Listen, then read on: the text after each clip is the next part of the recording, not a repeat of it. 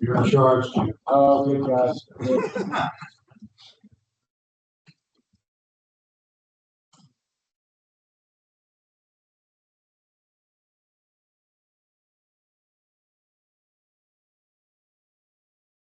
Good. Okay, welcome everybody. Today is July 6th. This is a work session of the Westchester Borough Planning Commission. I believe it's on. Microphone's on. It's registering me now. Thank you. All right, with us today is Alan Burke, Quincy Burrow, Steve Mitten, Philip Carr. I'm Jim Cherry. We are missing Thomas Doherty and Matt Platt. There's a seat over there. So thank you everybody for coming out today. Are there any announcements prior to getting started? Okay, any citizen comments on items not on the agenda? Okay. No reports. Report guys, listen. So let's just get into 410 South High Street. Brian, you want to start off? Sure. Good evening, Brian Nagel on behalf of the applicant. When last we were here, we had reviewed the plan. Since that time, with the planning commission members and everything else, talked about some questions and responded to some of those questions that were raised. And we have submitted responses to all of the review letters. I believe there's a packet submitted with those. And we were also waiting to see the elevations. So we will start out by reviewing the elevations, and then we'll have John Anderson go over any updates on the land development plan itself. Okay. So I think with that, we'll just turn it right over to our architect who will introduce himself. Do we have them on? You know, put them up on the screen. I think the file was open. Yeah, I lost the operation of this mouse here. So.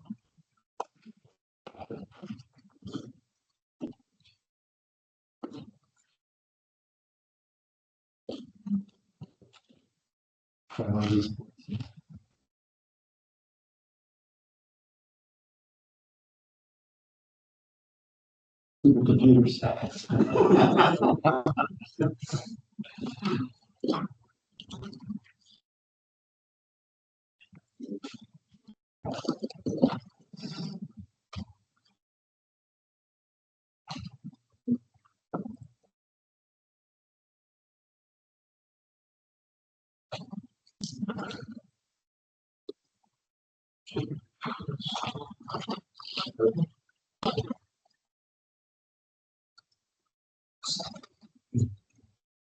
Sorry, we can pull from the older one. See, we had this. The one that we used to open.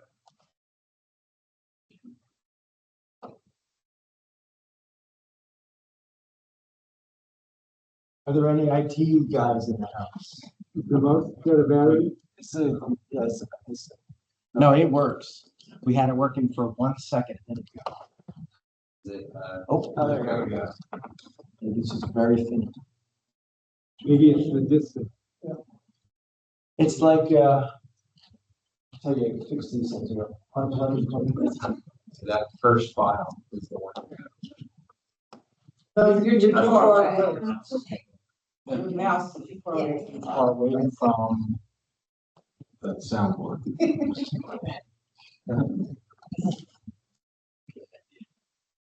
Is that just a big touch screen? Yes, it is. I can just go up there. Yeah, you're welcome to go up. It's just sharing the screen. Okay. That's what you're going to do. All right, well, my name is Gabe Jack. I am with No Architects. So we were brought on board as the architect of the project. I just scroll. Go to the next slide. So want to kind of talk through how we got to the design that you're seeing here. So our team went out to visit the site a few times, got to be pretty familiar with the entire site, the surrounding context. Really wanted to be very sensitive to a design that matches a lot of the character of the area, architecturally, in terms of size, materiality, colors, everything. So spent a lot of time walking around the site, walking behind the site, really kind of visiting the surrounding streets to better understand really just the character of things. So here's some example images of obviously like right around the surrounding site across the street. Let's see, can I go? Kind of went back into the neighborhood behind the site as well. Similar kind of site investigation. Obviously, we saw a ton of red brick character, very historic feel to the existing buildings of the area. So wanted to make sure we kind of match materials and colors and everything. So also kind of went through the commercial corridors as well, just to kind of also soak that all in.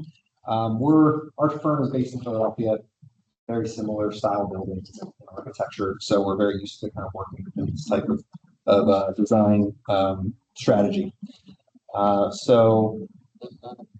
This slide kind of just represents high level a shadow study. Want to make sure that the massings of the buildings kind of are not imposing large shadows on the different buildings. Thankfully, the way we're oriented, all the shadows do kind of cast to mostly to the northeast and northwest in the most extreme conditions. So we're really not casting shadows on the immediate neighbors to the west and south of us.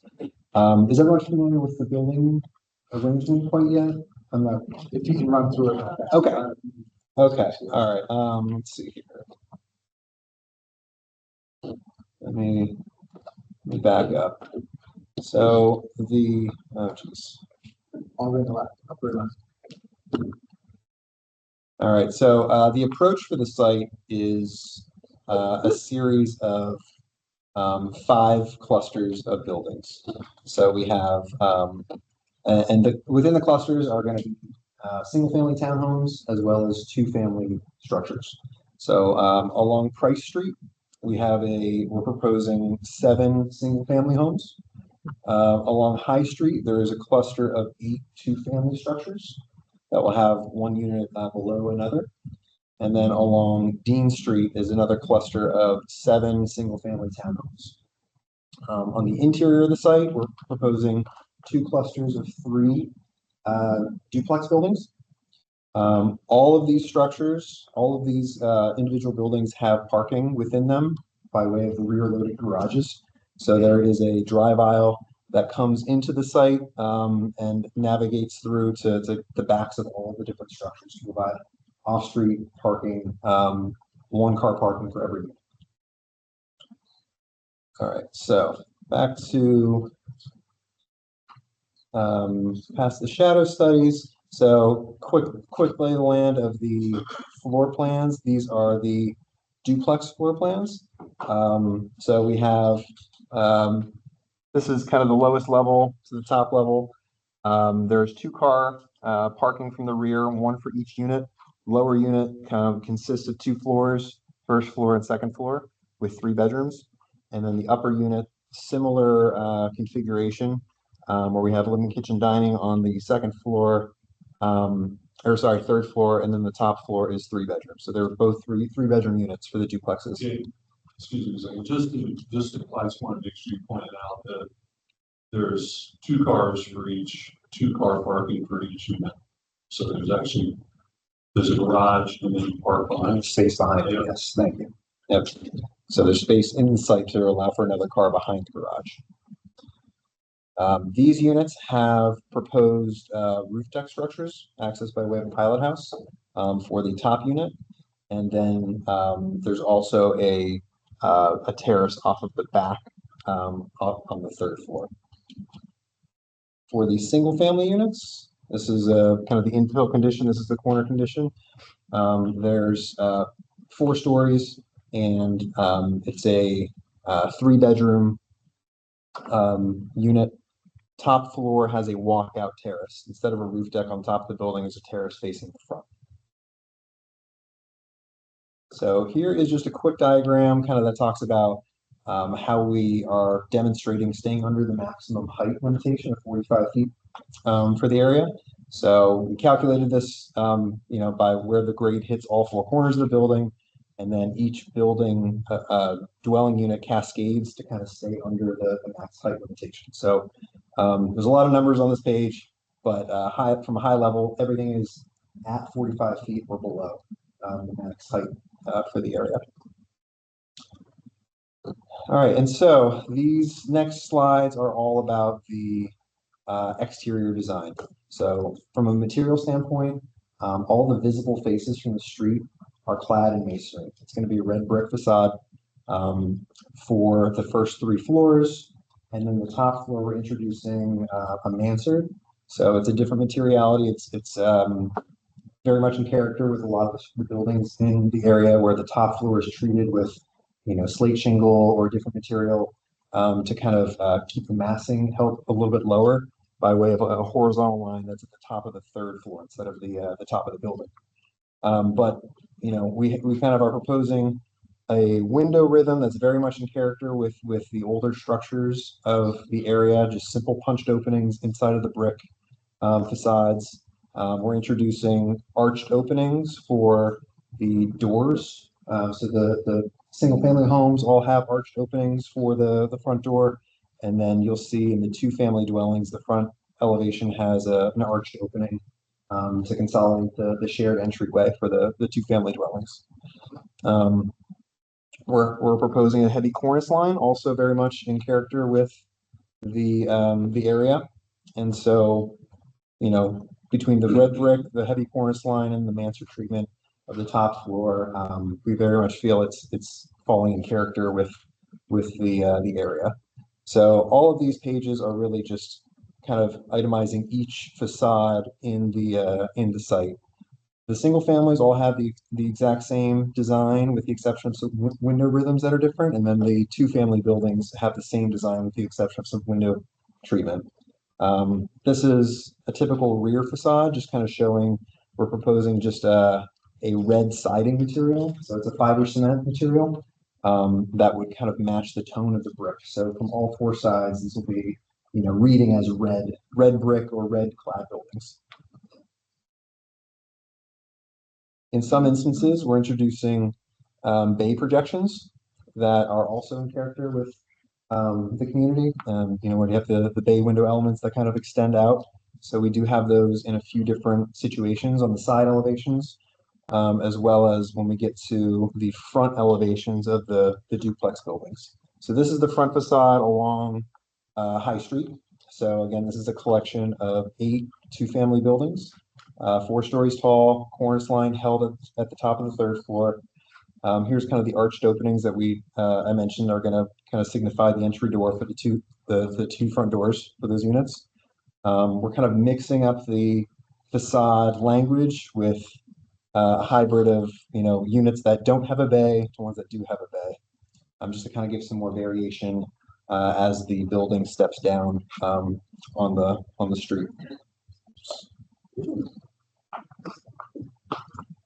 Okay, this is the rear elevation of the typical duplex units. As I mentioned, they do have a covered terrace off of the 3rd floor. This is going to face the backs though, so you won't see this from the street. This is the side elevation of the duplex units. Again, similar in character. We have a bay at the 3rd floor, but again, everywhere else is meant to be red brick and fiber cement for the top. Yeah, more of the same. These are kind of the interior units where I did fail to mention we do have a pocket park that's kind of in the middle of the site, where we have 2 clusters of 3 buildings facing each other, and you'll see in the rendering how that looks. This is the front facade in that condition. This is the rear. These are the elevations that face south. So from the neighbors kind of to the southwest of us looking back, again, it will be visible as red brick and some red siding and then fiber cement for the mansard as well. I know this is all kind of looking the same, but that's kind of the idea. And then fast forward to the renderings. I'm happy to stop if anybody has any questions. But the renderings at the end, here's kind of like the proposed look from the corner of High Street and Pierce or Price. This is kind of the proposed look. So we have, this is the cluster of single family homes facing Price. This is the cluster of two-family dwellings facing High Street. There is kind of a breakout park at the intersection to provide a little bit of relief, some benches, some planting to kind of soften things up quite a bit. And then here is the rendering from the opposite corner. This is from the corner of High Street and Dean. It's a very similar look. You're kind of looking downhill. But again, you know, just to kind of demonstrate the very kind of historic feel while also having its own identity.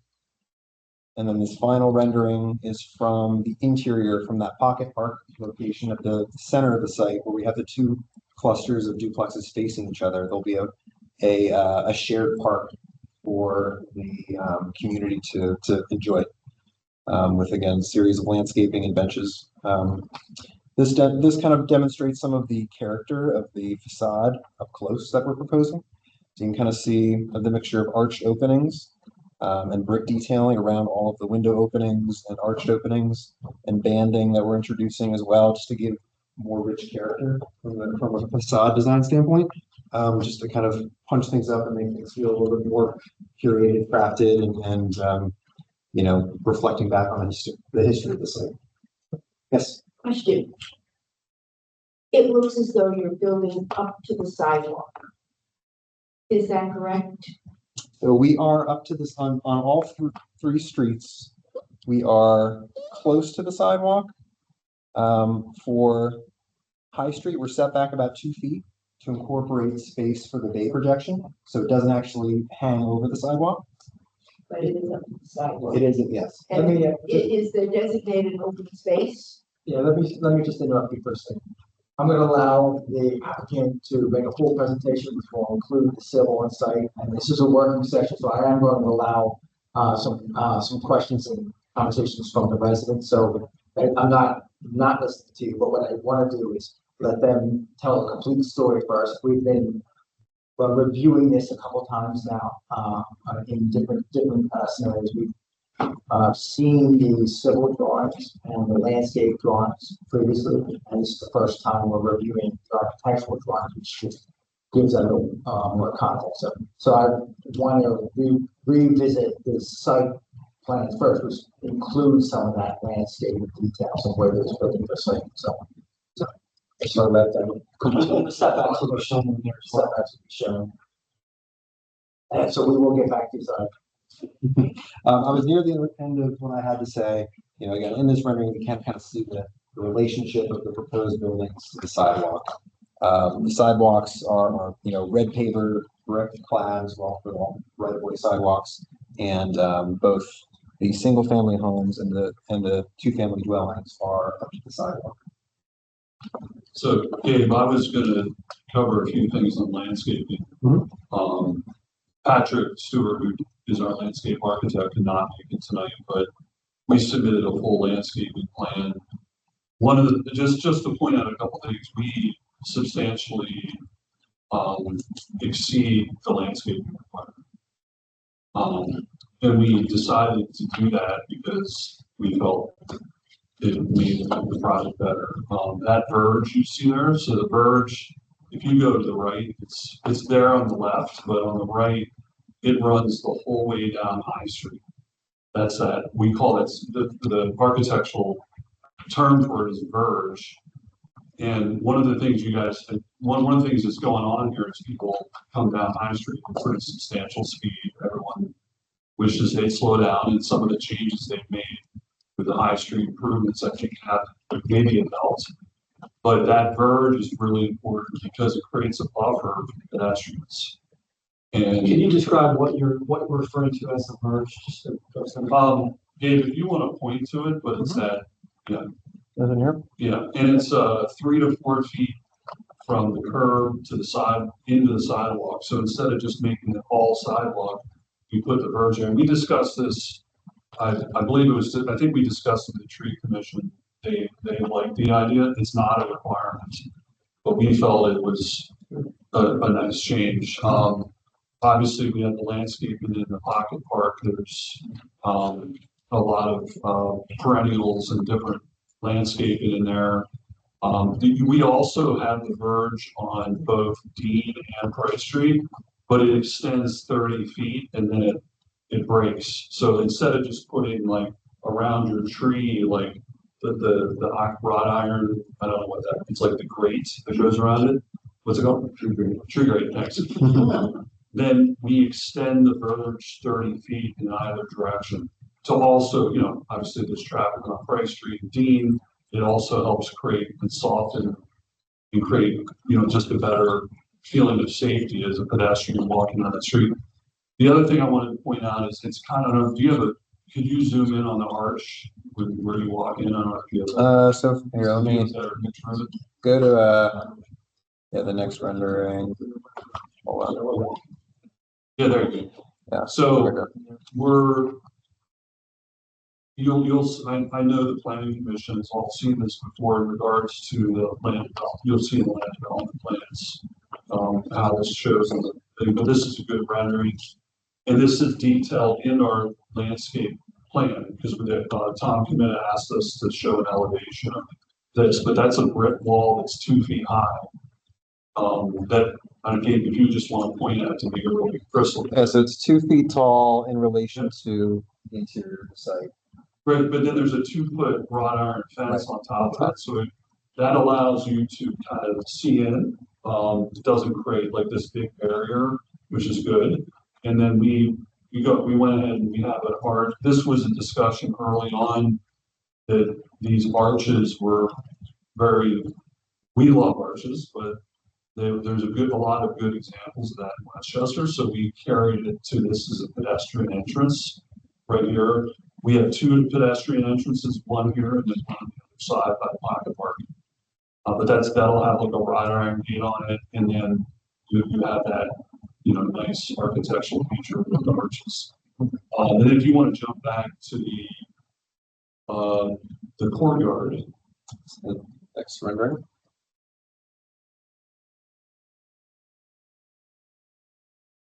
so there's some grade change on the site. So we spent a lot of time thinking about this, but you have front entrances on your left and your right here of these units. So we decided to put this as a 4 to 5 foot brick wall. And so it creates and you can kind of see it on the aerials a little bit better and how you kind of see it, but those are the entrances with their own walkway that's elevated. And so we just think it's changes in elevation can really create cool architectural features. Obviously the brick wall is not cheap. We put in a nice brick wall and then you have this is like a passive courtyard where you can, it can take the use of a lot of different things, whether it's sitting there relaxing or throwing a frisbee or whatever. And then it's heavily landscaped. But we think those elevation changes will be like, and then there's a fair, in the landscape plan, it shows we have, actually, I think Tom Committa had asked us to beef this up some. I think it was in one of his comments. The perspective of where we're looking at this is the property line to the neighboring, I guess it's affectionately known as Burger Hill. It's next, that's like looking from Burger Hill. And so there's a ton of landscaping there, including holly, evergreen, a lot of stuff that is, provides a buffer year round. So there's a lot of landscaping in there. So if there was someone throwing frisbee and decided to play some music there. It just creates some privacy. So. Very good. Okay. Why don't you introduce yourself, and then maybe, John, you could go over, the updated land development plan and any updates on that plan. Good evening, my name is John Anderson. I'm a civil engineer licensed in Commonwealth of Pennsylvania, work for Cornerstone Consulting. If I take Dave's lead and go up to the front of the room here.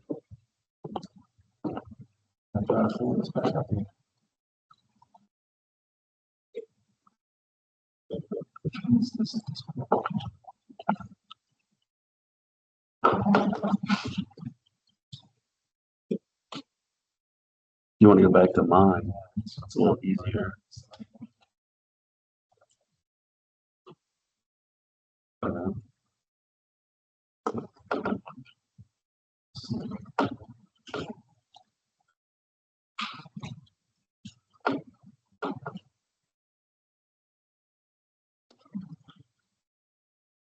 You want to open up another one just in case?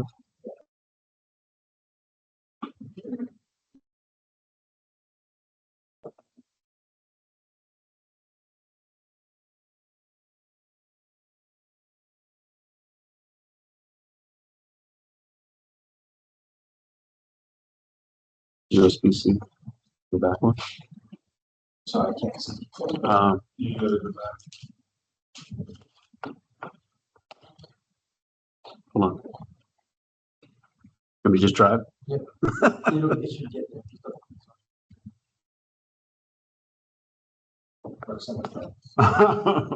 It is actually hard to see. Now you go, I'll tell you what. It's completely blind. Yeah.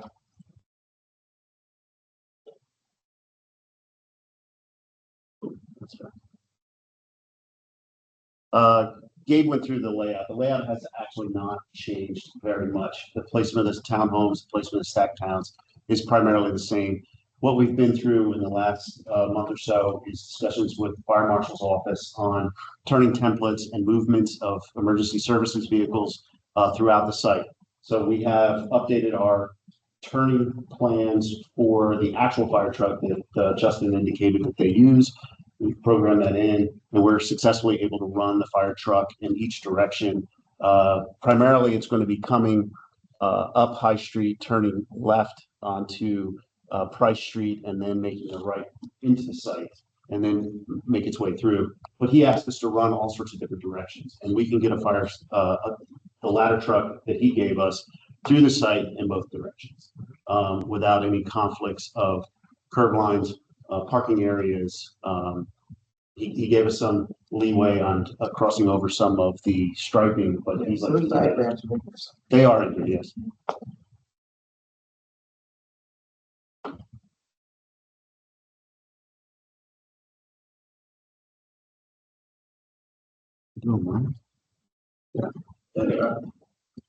So we ran both trash truck can easily make it, and then we ran the fire truck. And what you're seeing is all these overlapping lines are the fire truck moving in different directions. But we're able to access through the site, and we've sent that to him. He's actually had a chance to review it. He accepted that, our layout. He also asked us to put a fire hydrant in. So we have a fire hydrant located center of the site. He asked us for that. We were able to comply with that.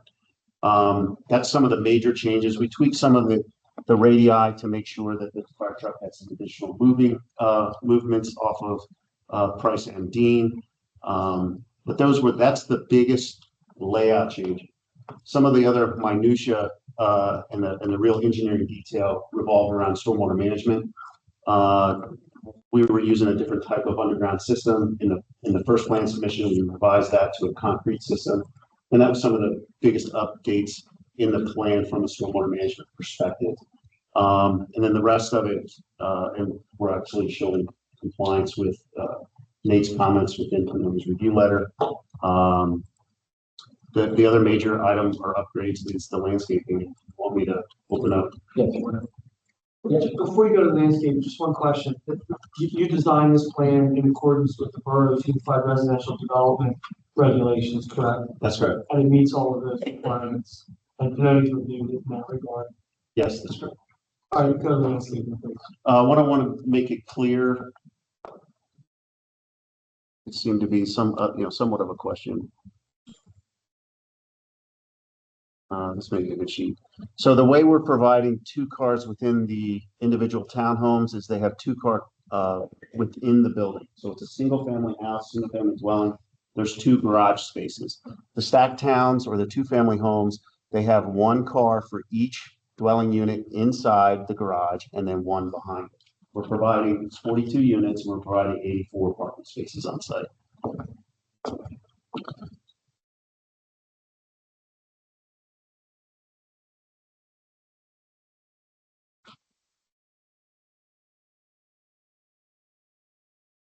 So this is Stewart Associates' plans. As Pete had indicated, Patrick Stewart is the licensed landscape architect for this. This is his first sheet in the plan set. He's actually showing blow-up areas within the diagram, so we can look at the public space that's being provided at the corner of South High Street and Price Street, and then the courtyard that was nicely demonstrated within the architectural renderings, and then Pete went through that. So as you can see, we're providing the street trees. This will show you a little bit better view of the verge that he's talking about, that Pete was talking about along High Street, and the breakup of the verge along Price Street and also Dean.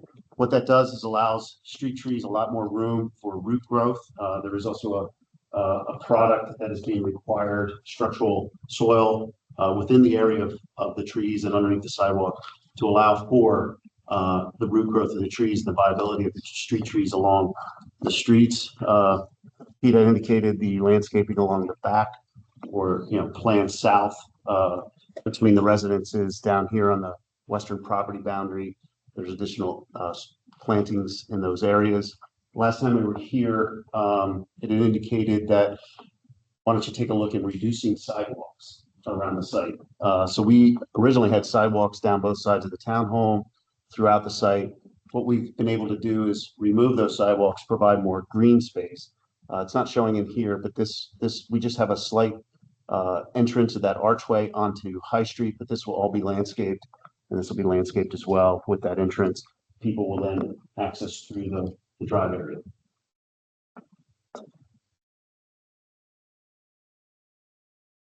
Just a little bit more detailing on the plant species on this slide. A little bit, it's just a blow up of the area of the courtyard, how the seating area and the grass area will be different, street tree or shade trees along that wall that Pete had indicated, and more detailing along the southern property line. This is just showing the actual species themselves and the number of plant material. It's a bit more redundant, just some details. I think those two might be helpful. One up? Yeah, this one. Okay, yeah, so let's go up to here. What we're providing for is, in this area, we have a transformer that will serve electricity to the units. There's not a lot of space to put it. Unfortunately, this is most likely the location that Pico is going to choose. So what we're trying to do is hide that transformer with a wall interior to the site, and then we're providing that, I'm blocking the view of everybody. We're providing this public open space and seating area as you make your way from the corner of High Street down to Price Street. The next courtyard is centered between the two stacked town or two family homes, and this is a blow up of the area, Adirondack chairs and a lawn area. And then the perimeter of that would be landscaping, perennial grasses and ground covers, trying to provide more of an isolated park setting for people that want to enjoy this area, and then shade trees on the western side of the plaza area. And then the reason that we can't provide additional shade trees in this area is because we have underground stormwater management. Now the reason that we think that the shade trees will be able to be in that area close to the proximity of the underground basin is we've switched to a concrete system, and the concrete system is not going to be affected by the construction.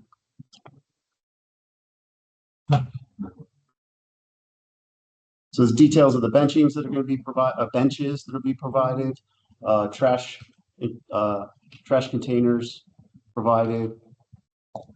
Sorry, I'm not doing very well with this, but a detail of the wall and a plan, or I'm sorry, an elevation view of the wall and the fence. So in the area that won't have any fence, it would just be a 4-foot wall.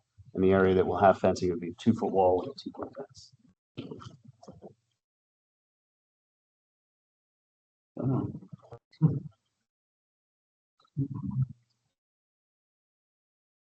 This is just a detail of interior site lighting. So it's a very decorative fixture, LED, full cutoff fixture, but it gives you the elegant acorn, estate style type of site lighting. So it's the landscape lines. Very nice. Yeah, I think that's the update. As you know, we responded to all the review comments. Sure. Plans in accordance with the ordinances. Happy to answer any questions you have based on the update. So I appreciate that. The last time we had talked, we had asked for information on the building heights, architectural renderings, turning templates. I believe all of that. All of the applications have been met. Alan, do you want to start with some comments? Sure. I guess I'd like to start by saying, obviously, a great deal of thought, care, and effort and financial support has gone toward getting us to this point, and I have to say, I think it's a very good plan, and nobody ever gets every plan we approve. There are always going to be things we don't like about it on all sides, but I think you've done a really outstanding job of listening and creating something completely different. So I congratulate you for that. I do, of course, have a couple of questions. Just let's begin with the timeline. Are we on the same page that the September 16th Borough Council meeting is the time at which is their deadline for moving, which would move our deadline to August? Are we in that? Are we on the same page there? I provided an updated extension, Alan. I have to go back and look and see what date that takes us out to. I think it's the end of August. Why I'm asking the question.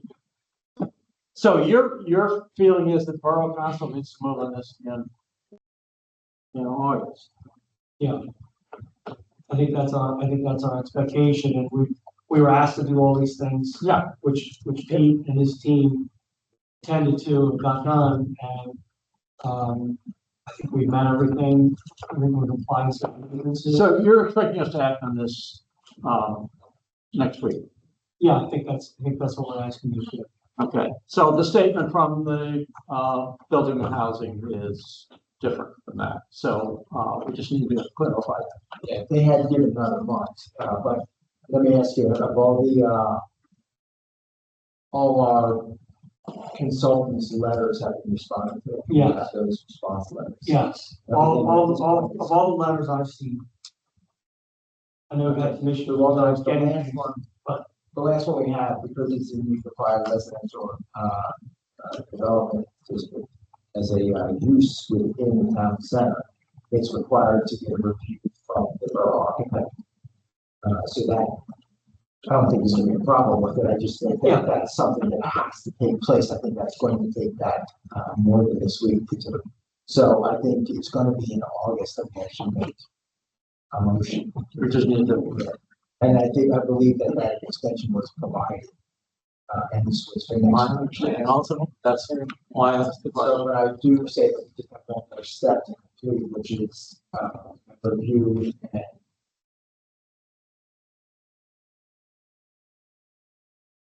I haven't seen that or the requirement for that, so you'd have to eliminate me. I'll show it. It's in our town to have that. It's in the ordinance which created the. When we created this thing, we did exactly what we got. So, but we just need to put checks and boxes, and that's just the. Okay, just a couple of other quick questions. I'm really anxious to hear what the I'm assuming these are the neighbors, have to say about it. That's fair. You used during the presentation the term brick. Could you be precise about what you mean when you use the word brick? Sure. So all of the red cladding is a brick veneer, so it's an actual brick, 4 inches thick. Is that what you're referring to? Yes. Yes, okay, so, How thick did you say? so the brick product itself is 4 inches. Yes, and that goes in front of a wood frame wall. So typical wood frame construction is what these would be, and then you have a brick veneer in front of that, but it is true 4 inch thick brick. Then, Mr. Nagel talked about this being in complete compliance with borough, guidelines. Does that mean that there will be no waivers requested? There are a couple of waivers that we talked about last time that are on the plan. But nothing significant, nothing that hasn't been, included on other similar plans. That's it right now. Similar, Alan, I really enjoyed the plan. I think the big standout today was the verge, like you said, and all the landscape. I really enjoyed seeing the architecture elements. I thought the plaza is a good fit. I think, although it is really close to the street, I think it allows also the verge. I think it allows for a buffer, and I think that helps with how close the buildings are to the actual street. And yeah, I mean, I appreciate all the effort that's put in this. It seems like you couldn't do a lot, so that's all I got. Steve? Tremendous amount of work. I don't know if I was here from the beginning, 2023, but started with the first plan. Where you've come since then, working with is really, really remarkable and shows your caring for the neighborhood and for the borough and to make something that is quality and stand up over time. Plan is beautiful. I think it looks extremely appropriate in that space. So they're not the little veneer bricks. It's a full brick. So yeah, just typical construction now with brick in your walls. It is a 4 inch brick that is in front of the wood frame wall, but it's full brick. Gotcha.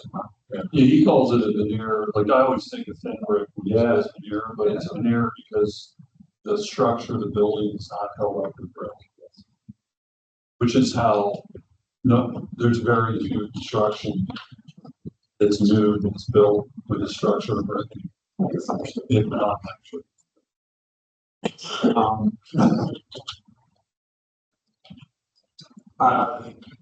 He perused the traffic letter and I know I voiced the concern about residents going north on High Street. Has there been any talk of PennDOT about lighting the street? There are so many lights on High Street now. But a light on Main Street, I think would allow that access to get north because right can't. It's something trying to figure out how you get out either on Main Street or on Price Street. I'm sad. One of the traffic letter in regards to how to handle the traffic in that situation. I mean, I'd have to pull hard traffic engineers here, but I'm happy to ask him if something's not. I mean, he answered all the questions asked by the traffic engineer. I responded to them. Was that a specific question? I remember we talked about it. Yeah. Here. And that would be tough to make a left on the Price Street coming out, going south, left on Price Street. That's a bit wrong. Left there. You're unable to make a left at Dean and High. It's getting north on High Street, back. It's that's so that would be. And I think he addressed that last time, and I think that then got fleshed out in the response letter, but essentially his position, our traffic consultant position was understand the condition, but in my opinion, it's better not to eliminate options. People might go the other way because it's easier, there's less resistance, but let's not take away an option for when it might be okay. Right. You know, lower traffic time. Understood. And like I said, there's so many lights on High Street, one more than the streets. That's something.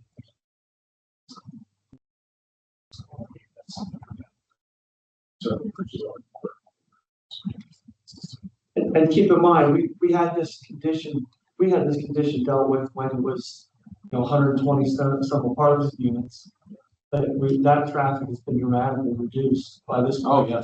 So it's a much better condition. And it's far less traffic than the current use, but if it was a fast food joint or Starbucks or whatever, it was those. Yeah. We've shown in the past, we've shown some of those graphs of how much traffic those things generate.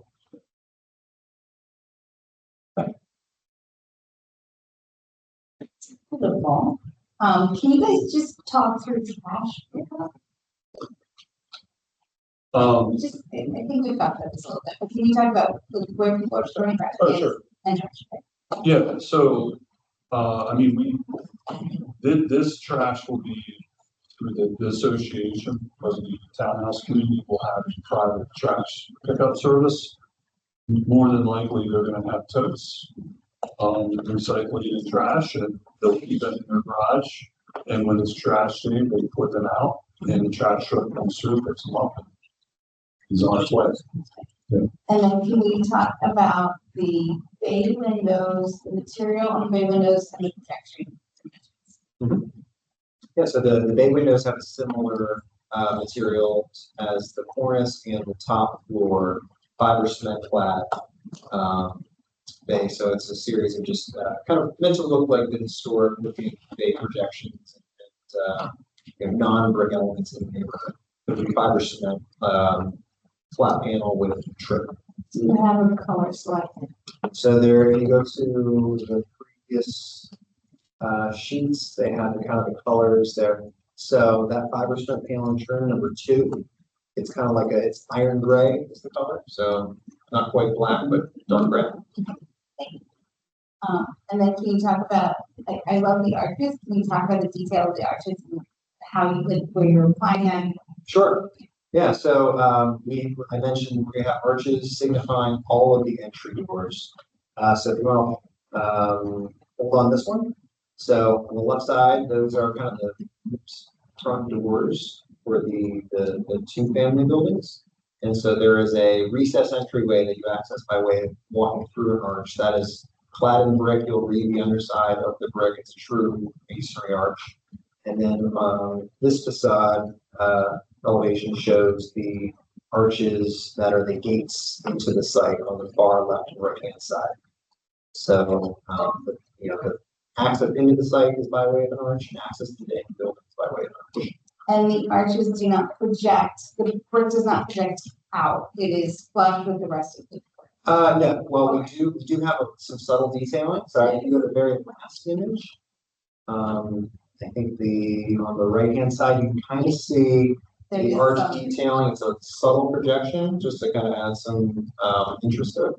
I think that in newer construction, quite often the projections are sort of exaggerated in the renderings, and then in reality, they're Subtle, yeah, very subtle. sure. So I just want to make sure that those bays are projecting enough, and that the brick is, Yeah. that these are real. Oh, yeah. Yeah, we most of our work is done with brick as a primary material. So we've gotten into a lot of detail and kind of worked out those conditions. But you're right, it doesn't end up being nearly as projected as you oftentimes see. The reality is you're only projecting maybe the range. Yeah. But just nothing can read the shadow lines. Just the detail. That was one of the key things. I mean, there's a number of things that were important, but that arch was just the key thing for us. And it's, I would argue, you probably don't, it's probably not in construction when it's very rare It is. because it's expensive, because you have to, That's what I'm asking. it's all handmade, expensive. That's it.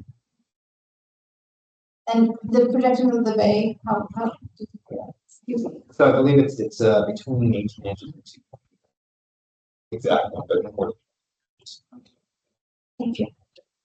Oh, and sorry, the garage doors, are they inside at all? They are, I mean, that is just a wood frame wall, so they're set back, a few inches from the facade material.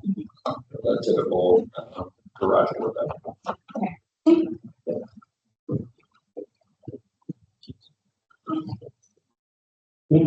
All right.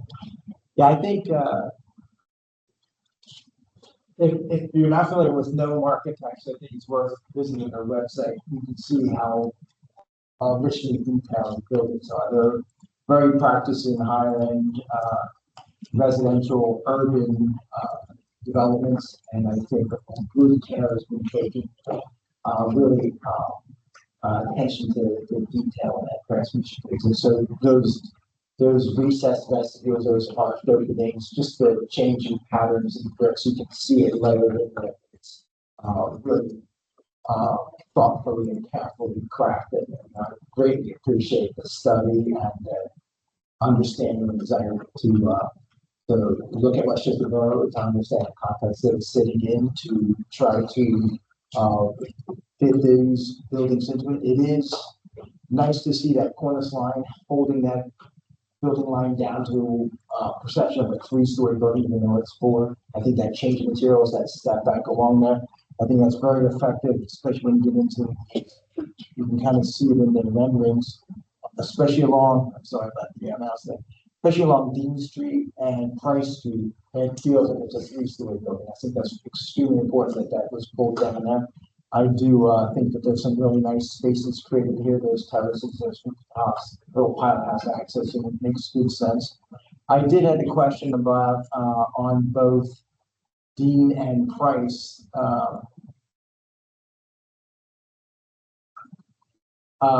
There are no bays or projections. It's relatively flat. I didn't know if that was purposeful and it was just kind of given it a rest, or were you looking?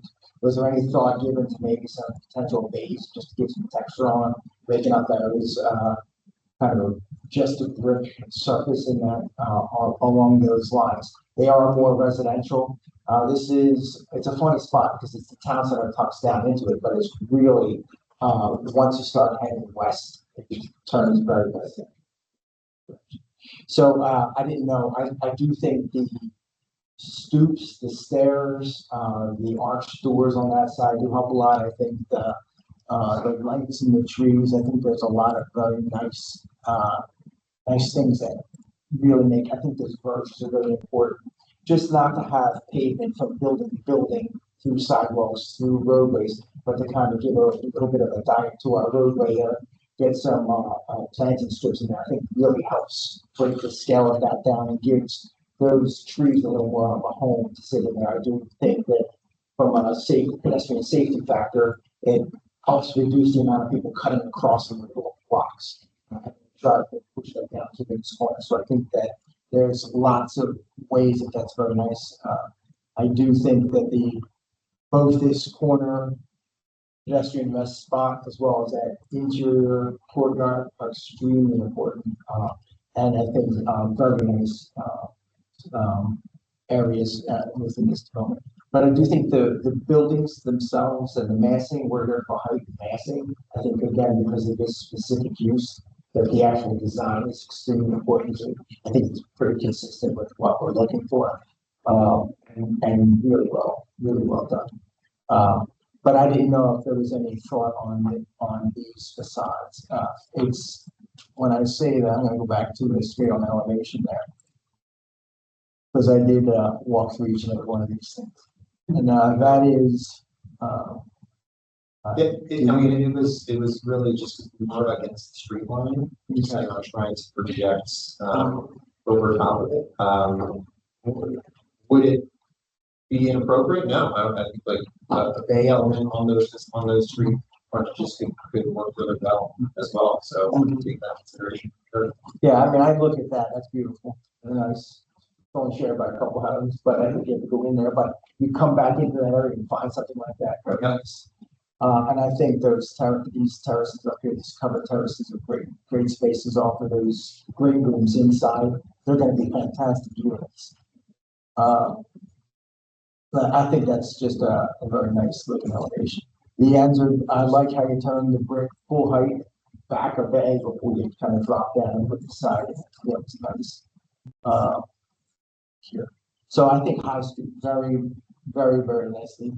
Again, helps with the reduction of that scale, just in the change of materials and that strong cornice line. I like the brick walls. It's important, again, from a pedestrian and from a traffic. You're not driving by and looking down an alley. You're not seeing so much of the cars. You're just kind of having a strengthening of that sidewalk and protection of and buffer that pedestrian. But this is Price Street. That's what I was looking at. Maybe like these. And I appreciate the change in so it's not monotonous that way. I was just trying to break it a little bit from and I know you do a little more I'll say modern industrial type of approach and maybe just touch a little more on the traditional by grabbing some work in there. But anyway, very well done. It's really appreciated. I would like to open it up to residents. It is a work session. Keep in mind we're not making any motions today or anything, but we'll take one at a time. I'm just going to go from one side of the room. Anybody have comments? Hi, Jennifer Giuliani. Nice to see everybody. It's been a while. Thank you so much for this. I do think it's a improvement from where you started 3 years ago. Can you walk over to a mic? Oh, sure. I can Kids speak really loudly. Oh, where? Over Yeah, here? right here. It's fine. Okay, great. Yeah, so I just wanted to say that I do think it's a huge improvement from what you submitted originally. And I really appreciate the attention to detail and landscaping and all that. So that's just kind of echoing what everyone else said. I did have a couple of quick questions just to clarify. So it's 44 units and 2 parking. Well, 42.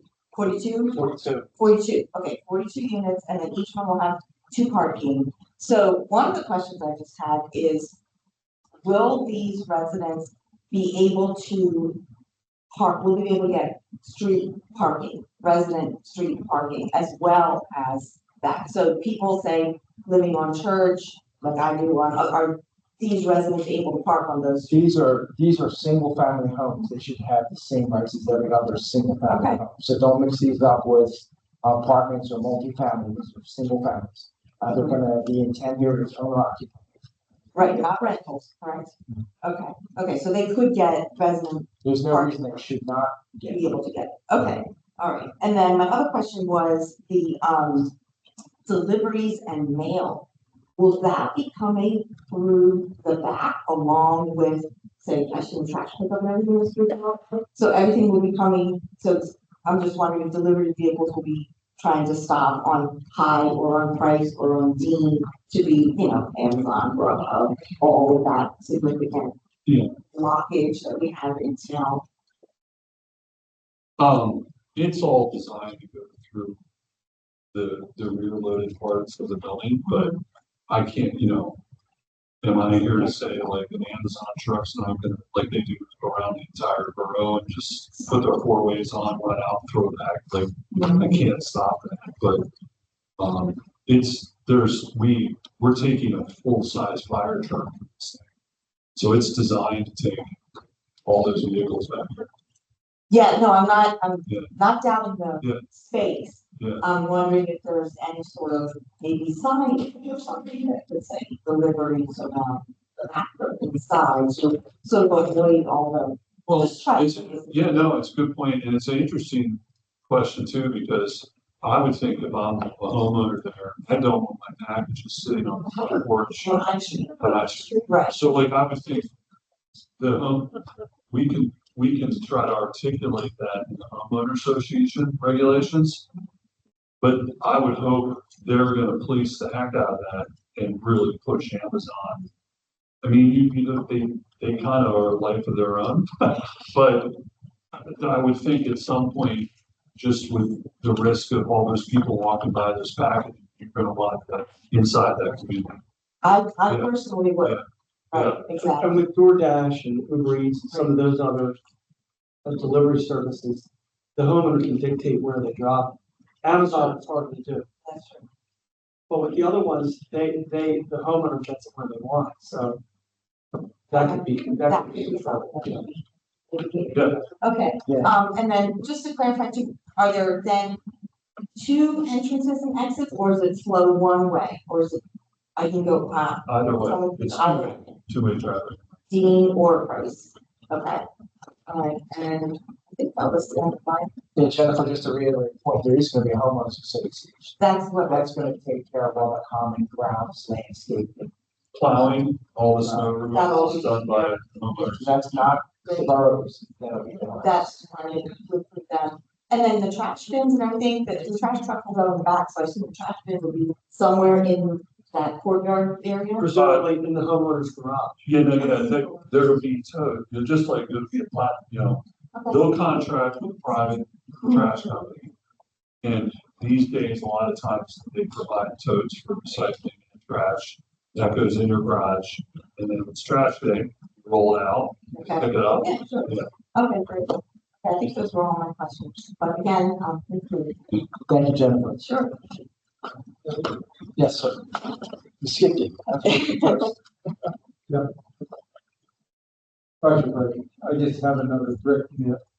I think I heard something about the sidewalk being pavers that look like brick. Does that go fine? Because I thought that the borough was kind of fussy about the sidewalks being the concrete brick. They're supposed to be brick. Is there brick, real brick? Okay, because I thought I heard. What is that? No. Thank It's- you. I was here, nothing but real brick. Yeah, it's in the landscape plan, so we have to identify, what's that? Yes. I have a question about the Oxford Alley entrance. Are you going to be using the alley, or are you having an entrance to your property that is in addition to Oxford Alley? I couldn't figure that out. It's kind of both because the alleyway's not really wide enough, so we're actually taking some land off of our property, making Boxwood. Is that correct? Yeah. Yeah, we're widening Boxwood Alley's entrance to make it, more vehicle friendly. And our actual entrance in the site is off of Boxwood. So we're not adding additional access off of Price Street. I'm sorry, Dean Street. That's Price, sorry. Sorry. No, we're not adding an additional entrance or exit off of Price. We're just widening Boxwood, taking our access off of Boxwood. Thank you, Bill. Anything? Yes, Jack. I think everybody can hear me on the microphone. Jack Denton. I like the buildings and I like the landscaping, and I understand there's a homeowners association, am I correct? Yes. My concern would be down the road a little bit. Homeowners association, there's always resistance to see the fees raised in a homeowners association. And suppose things get tightened up a little bit, who's responsible to see if the landscaping is maintained? If it's real nice now, but if you don't maintain it, that's an issue. Would the borough have, or if the homeowner association fails to keep the landscaping, that could change the look of the property considerably. The landscaping goes down. Sure. The borough has the same, opportunity that does for any own, single family homes, that they're not cutting their lawn and it's growing up too high. They can still, the director of building housing can still, provide. I understand that, and in addition to that, landscaping is Yeah. more than just the height of the grass and so forth. But the homeowner association, I'm not quite sure how that In addition to comes what, together. in addition to what Jim said, the landscaping that's shown on the approved plan has to be maintained in accordance with the approved plan. So it has to be the way that it was approved. And if it's not, then the borough has the same enforcement opportunity on that. Thank you. Yes. Hi, I'm Karen Fosberg. I live on Price Street. Hi, Karen. So can we see these plans, from the public view? Someplace? They will be able to, see them. They were not uploaded. They should have been, so. So, yeah, that would be great for us to take a good hard look at them. I am also echoing Mr. Denton's, concerns. I live on Price Street and have a lovely front yard. I would like my neighbors to also have a lovely front yard. I've also been on the Shade Tree Commission for 20 years, and I know, I'll bet you $1,000 that there will be tree damage within 6 months. And so that is very concerning to me. I don't really like the idea of, unfortunately, we're up against a college. So also, I just would like to just put one little other vote in, little note in about the very large tree that was taken down before the property was changed hands. You guys owe us a whole lot of canopy. 17 trees equals one old growth tree. I know you guys have a lot here. I'm very impressed with what I'm seeing. I'd like these to be bigger canopy trees, and I'd like them to be taken care of. And I don't know how you guys can guarantee that, but that's what I would say. Okay, I can tell you what we have. Again, the landscape architect, Patrick Stewart, is I have a letter reviewed by our landscape consultant and it's certified to include everything. So that all the trees are required street trees. We have a list, there's some. But there's, I know all street trees in the borough. So it could be a little tree or a big tree. It could be appropriate or not appropriate, and it can be taken down by a couple of properties on vendor. So unfortunately, there is gonna be damage. So I'm here to ask you, how can you keep our streets looking good? Now, I'm gonna say it's the same thing that we do everywhere, is the Shade Tree Commission, we support them as much as we can, try to get them as much, we try to push heavily on a lot of trees and maintaining those, they can do what they can do. They're underfunded, so, I guess what I would like to see is maybe have the HOA write something into their agreement that they have to maintain these trees and replace them. It would be in there, Karen. It's in all HOA docs nowadays. And essentially, not only do they have it in their agreements, they put it in their budgets. And so that they're not. Ideally. Well, that's what they do now. That's what they have to do. And so when they, instead of trying to deal with something 30 years from now, they're supposed to be having, annual budgets that get, funded to plan for that in the future. And that's what does typically happen. Is there anything I can do as just a neighbor to follow up on this? You can look at the declaration of condominium that gets recorded with the property, that'll be a public document, see what's in there. Okay. And that'll show you exactly what they have to do, but that gets also reviewed by the borough solicitor before it gets recorded. And typically, the borough would have enforcement power under that declaration. I know, but So, on the street commission, there's not a whole lot of. Why not? Also, it's a kid breaks a tree in the middle of the night, which is our biggest problem, right? Well, that's- Analyzing it, there's no enforcement. That's the problem with everything. It's fine to create rules, But you can't enforce them. it's difficult. So, I'm sure they will want to stand by because they're gonna be good people who wanna be good neighbors and have nice trees out. And some of what you see on the Shade Tree Commission, there is no, you've got the homeowner and that's it. Here you have the homeowner plus the HOA. To the extent we have HOAs in the borough, most of them are older from when they've become much more sophisticated, I guess, is the simple way. Okay. So Tom's right, it's still not perfect. But it's better than it ever has been in terms of the level of detail and the enforcement opportunity for the HOA to the homeowners and for the borough to both. Thank you. Thank you, Karen. Could I ask a follow-up on that topic? I see, Jay, yes. What is the actual enforcement? Given that this is the right of way, I mean, my experience over 40 years, exact similar development, is that there never has been any enforcement of any kind in the right of way. What happens out there happens, and eventually the borough is who replaces the trees, and they pay for it. Now, if somebody knows of something written somewhere to the contrary, let me know, but that's what happens. Yeah, the only thing I can say is what Brian, stated was the homeowners association behind just the. Yeah, but when they decide not to do it, so what? You know, when they're tired of it, they take care of it. CJ, there's a separate borough ordinance that covers trees. Can you give me a citation for that? Off the top of my head now. No, I didn't want to. Yeah. You will provide it? I mean, it's right, all you have to do is search on the borough website under the ordinance and find. And enforced against you. Probably. So John, put down trees. So in my neighborhood on Middle Street, West Middle, there was a homeowner who went out and started hacking at the cherry tree, street tree in front of her house, thinking she was concerned it was gonna interfere with the power lines, not knowing, but she went out and hacked it down to a stump. And the borough came out and enforced, and she had to pay to replant the tree in front of her house to put a new one in.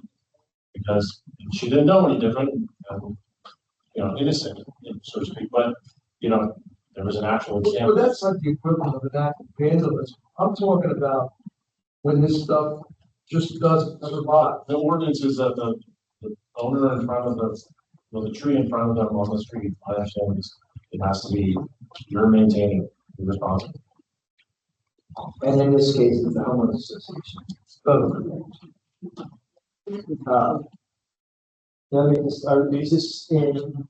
That has nothing to do with trees. Okay, wait. I'm gonna keep going, right, thank you for my. I thought we were moving on. Yeah. That's fine. Anything else in this corner? Coming around, anything, nothing? Anything, your comments? Nope. Mayor? You're in the line, okay. DJ? Yeah, I'm gonna let Lisa And go then- first. All right, fair enough. DJ, I'll take it. I'm sure. So you're nice. I got a question and a concern. Okay, so my question is on. Oh, I'm sorry, just that name. Oh, I'm sorry, Lisa Prowlis, I don't know if on the HOA requirements, what are the rules for renting your property? Probably none. Can't regulate that. It's not, can't regulate that. I have an HOA now somewhere else and I can only rent for a year at a time and it has to be a 1-year lease, so yes, you can. So it's totally up to the owner. The borough cannot regulate. But the HOA can. So what are the HOA rules for renting the property? Don't know, haven't seen them yet. Okay, so I think that would be something everyone might be interested in. They'll be available. What is the concern, students or? And you know what, just short-term Airbnb rentals where, people are in and out, lots of transient traffic in and out of the homes. Well, And students. I think they're being issued with 20 units. And they cap it. And they're all taken. Okay, And there's no student rentals not gonna be. right, so, but you could rent for less than a year. You have to look at the short-term student rental, the short-term rental ordinance, the borough has an ordinance that regulates. Okay, so that was one question I had. So it sounds like that will be taken care of somewhere or another. Yeah. The other's the same concern on Dean Street that you have, because I was on Dean Street and I work at my window a lot of times. So I see it every morning. So at any given morning, when people are going to work, you can have a truck in front of High Street Cafe on High, a truck across the street on High in front of where your old beautiful houses are, a truck in the storage space, where the storage units are parked in there, one across the street sometimes if there's no more room, and one along my fence inside the space. So getting out of Dean Street is not gonna be easy during commuting time. That's a borough problem, I guess, but I'm just telling you that that's gonna be, that corner is gonna be an issue. And I got yelled at by a truck driver asking me so I could make a turn. And to some extent, that's a PennDOT problem because that's a PennDOT road. So I'm just saying that that corner is gonna be an issue. But and again, I will reiterate, these look beautiful. I lived in a stack town, stack home in Massachusetts and loved it. So, That's right. thank you. See, I'm sure CJ's the Thank one. you, Lisa. We love CJ. There's just one more CJ. Oh, go ahead. Go ahead. Take your hat.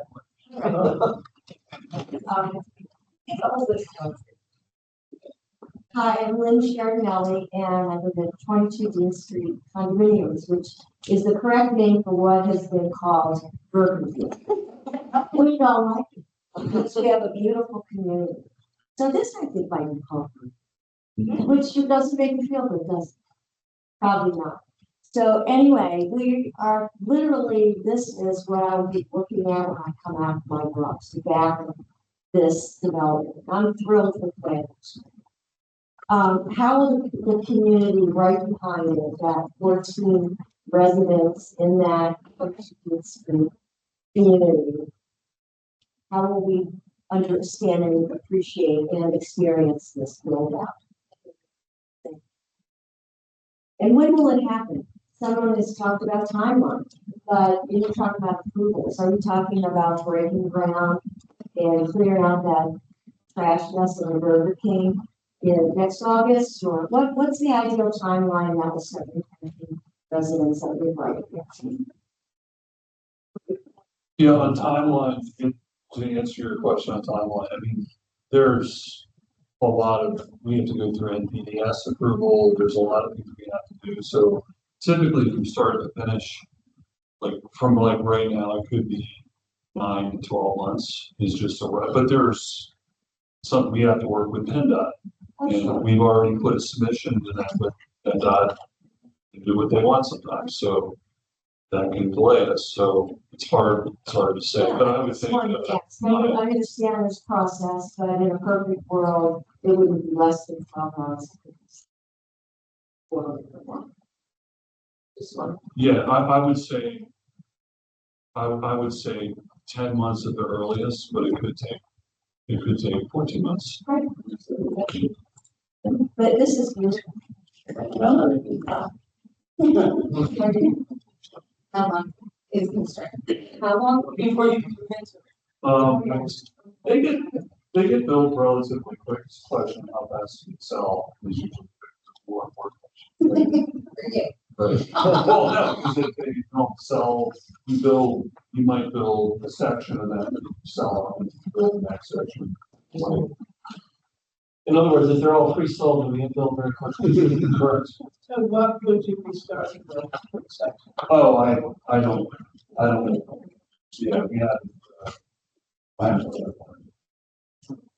What will they be selling for? The stacks and like the 6s, we don't know exact price yet, and then in the towns and the 9s. Don't know exact price yet. Well, They're can not I just raise? They're not gonna work well. And that's, you're giving that as an estimate right now, current market condition. That's not a sure thing, one way or the other. Correct. Can I just ask one other question to clarify? We're under the impression this is a preliminary plan. Is that accurate? It is. Okay, so just on the questions of when does this happen? There's another, there's a final review plan that has to be submitted and approved as well, just so that everybody understands. Correct. So there's always most of the comments have been addressed. There's always some outstanding final items that need to be addressed at final land development approval. And so what happens is once Borough Council approves the preliminary land development plan, after it's recommended by the Planning Commission, it will go before Borough Council. They'll approve the plan. And then once that happens, there's another application submitted for final land development approval.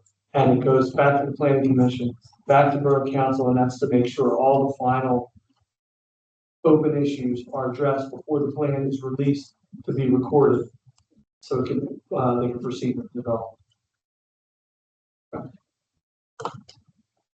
CJ? Yeah, my first question is, can I be excused? Yes, you can. Yeah, No, I know you, yep, you said it. Okay, my name is CJ Frederick, I live at 22 Dean Street. I'm really just somewhat filling in, information here. Tom Esty, what is the actual date by which the approval has to be, given or not by the municipality in this case? Do you know the submission date for this? I appreciate that they did give a 30-day extension. Is that right, Brian? It's 30 days? Yeah, I looked it up from when it came up before. Mr. Fluke had requested an extension to the end of August, so the council didn't have to act on the plan in July, and we can finish with the planning commission. I did provide that extension letter through the end of August. To the borough council or to the planning? Well, the extension goes to Tom can address that, but the extension goes to the date the borough council has to act on the plan. We have to make a motion beginning of August. So what I was gonna say is we have a work session at the beginning of August that we could come back to. And at that meeting, the planning commission could make a recommendation, and then a week or two later, we would be in front of council for action on the plan. Well, actually, wouldn't planning commission do it at the voting session, not the work session? Well, in this case, because of the timing, because of when the borough council meeting is, the planning commission would have to do it at their work session. But I don't think we need 2 more meetings in August to get action. Yeah, we have next week's voting, then we have August. And all of this is based upon what was the submission date of the plan? But yeah, That's never been. once the applicant submits a complete, submittal for that preliminary land development. And after that first planning, we have 90 days. Right, I know that, but when was that date? That was 2 months ago. Well, Yeah. I don't have the exact date on it. We need the first and second Monday of every month, so I gotta look at the calendar. If you know, Brian, I don't know when the plan was submitted, but I think Mr. Essie will agree with me. Once an extension has been provided, it doesn't matter. I mean, I don't know when the 90-day clock started. that was my question. But assuming, I thought it was, but assuming that we have an extension through the end of August. Which you do. To make for the council to make a decision on the preliminary plan, it doesn't matter when the clock starts. We have a written extension. I'm taking Brian's word for it. And you do have a written extension, and I don't think it's the first extension. Am I remembering that correctly? I think it's the first. It's the first extension. So, anyway, so the 90 days probably would have been due to be acted on in July. So it sounds like. Okay. I'm as clear as I was before. I'll follow up myself. We've talked about stoops at the front of the building with the access to the front doors and so on. Is that true on all 3 streets? So in this rendering, you can see, Price has probably the most grade change for getting into the buildings where there will be true stoops that happen. As you wrap the site going up high, there are not stoops projecting more than maybe a step or so because the front door is almost that grade. And then Well, wait a minute. If it's a step, would it be at the threshold of the door, or is there a step in addition to the threshold of the door? So there is some variation unit to unit. Some units are just 1 step, others have maybe 1 step. Okay, so that would have to be a platform, not a step. Well, there is a recessed entryway, which says required only by code. So you could just have a step that projects beyond that. And another landing. Well, how big is that landing outside the door? What's the depth of it? Would have to be 3 feet minimum, right? A step does not need to be 3. You CJ, can't have a step CJ. in conjunction with threshold. CJ, on High Street, there are recessed vestibules, so when you're stepping out the doors, careful doors, step into a alcove. That has a landing. And how big is the landing? That's still inside the building. We have the answer. Yeah, the landing there is good. It is, okay, that's what I was asking. Yeah, okay. Given that there are, and wait a minute, I didn't let you finish, on Dean Street, it's the same more or less, it's price. On Dean Street, it's similar to Price, but not, as many steps. You can see here, the front doors are much closer to grade. So it's probably worse. Okay, so, but the one step slash landing condition that you identified might occur there. Well, on there, if there is a step, more than one step, you need a lift. So you don't have a We three. have to have a landing either way. Yep. Sorry. Given that now we have this verge, which is continuous on High Street, broken on Dean and Price, what's the minimum width of clear sidewalk that you have in those conditions? The ordinance requires it has to be a minimum of 4 feet. Tom, you put it rather than that. Well, that's what the ordinance says. I don't know what they have. I appreciate that.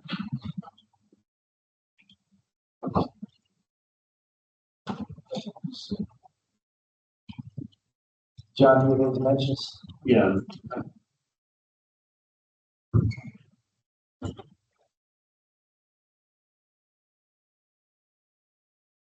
You'd have, it would vary between 5 to 6 feet in most cases, but Okay, I assumed it was very, right. but no less than 5. No less than 5? Okay. The next thing is just like a question based upon the first part of the conversation, so I don't know since I came in literally identify this. What comprises a building? Is it a block of units? Or is it what I'm seeing as the divider walls between the units, each area between those divider walls? What are you defining as a building? They would both qualify as buildings. So both? Correct, okay. I just wanted to know. If you made it. Okay. The only maybe serious negative comment that I have is, and if you show, can you show a complete plan? Like, yeah, that's fine. There is no place whatsoever to put snow.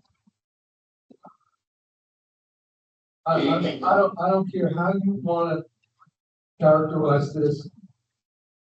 You would have to interfere with your own ability to get into garages, get into your parking spaces, to put snow on that property. It's just not happening. And what's gonna happen is it's gonna wind up in the street before the alley. And you won't even mean that to happen, but it's gonna happen, because I watched this for 40 years. We've gone through so many people doing snow plowing, who don't do it correctly. It's gonna be a mess. There is no place on that plan to put snow. You don't have to solve it. I'm just making a statement.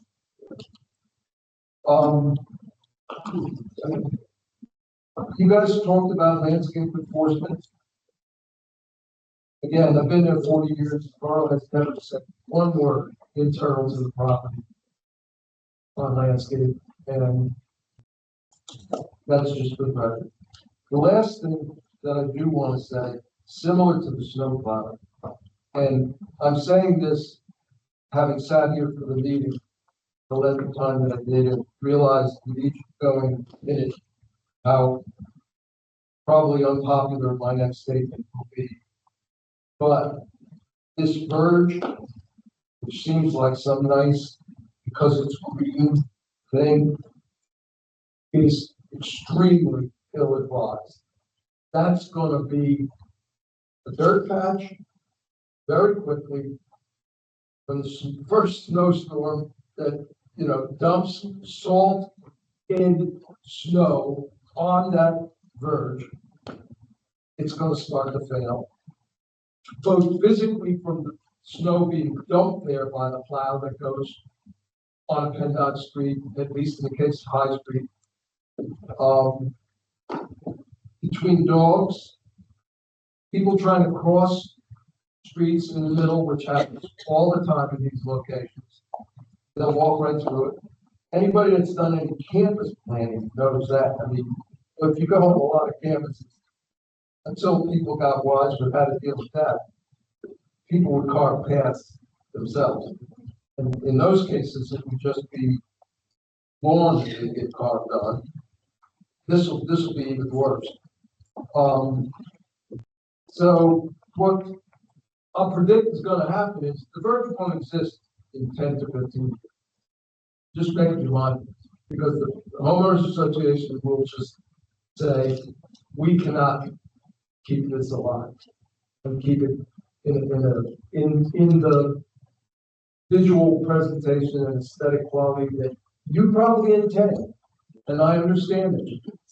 And everybody here tonight kind of sounds like it'd be great if it could. But the truth of the matter is, it's not going to. Okay. Any other comments? Nope. Very good. Thank you, CJ. Well, thank you very much for coming in and hoping the work that you put into this beautiful. And maybe back next week for. Well, I think if we're in agreement that really what we need to do is hear from the borough architect, we could come back to the work session in early August. I don't know what that date is, but I'd be interested in that.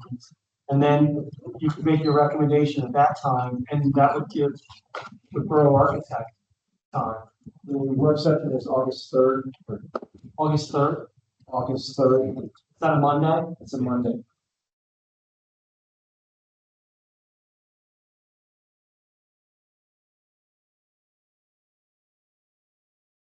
Yeah, I don't know how likely that is. I mean, the other thing we could do is we could come to the voting session next week. You could make a recommendation contingent on that being met during final land development. I don't think it's a significant issue either way.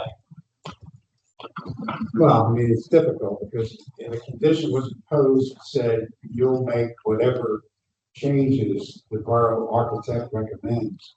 It's hard to agree to. Yeah, I don't think we would agree with that. I think we would just be looking for that process that's in the ordinance would be a condition of the final. Right, so you would just ignore, you potentially ignore what the borough architect says. I'm not saying that. We don't know what the borough I know, exactly. That's why that kind of condition is very difficult. So maybe it's better just to do it for August.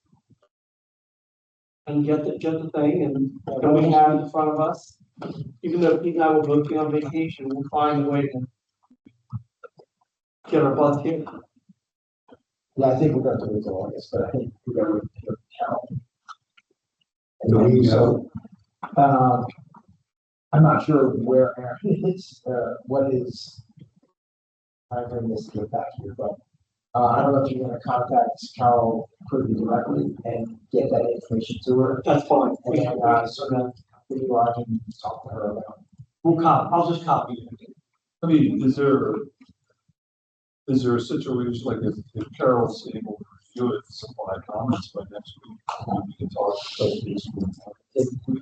You can certainly, Just be careful how you ask for that. I understand. Yeah. we want to possibly. But why don't we plan that Pete, you'll submit the stuff by email to Carol and copy Jim and myself. And then that way, we've got it out there, it's in her hands. We don't have to wait for Aaron to get back. And then we can let the conversation go from there. That's the timing. But we know we can have it, if we need it, we have enough. So we can do it for next week, great. Sure. And I just also add that we received the elevations, we did not receive the renderings. Could you make those available to us? They were submitted, but They were submitted with some Yeah. internal issues. So we'll get that. yeah, they get, We they believe the get, building and housing office has. yeah. I know Yeah, that. we keep on getting locked out of the submission portal. Yeah, it's a borough. So how are we solving Alan's question? We have, They have them. when Wendy and or Aaron get back, I'll get those out. But we have them, we just have to get around. Okay. Bill set this up so that it's, I have them on this, at this location. It's not on. Well, I can email them to you folks if you want. What if you just sent just those to Jim so we can forward them out to the rest of the? That's fine. Okay. Will do. I'll send them out. Thank you. I'll send them out to everybody. Alan, you're talking about the architecture we saw from that. Well, I said we got the elevations and what was sent to us, but we did not get the renderings. They were included in the presentation. The last three slides. The last three slides. We're gonna send you what you just saw tonight, which has the renderings. Thank you. Yeah, That's great. we're gonna send the Jen. And thank you for the work. This is a really good. You did a great job. Thank you very much. John, thank you very much. Appreciate it. You're great. Thanks.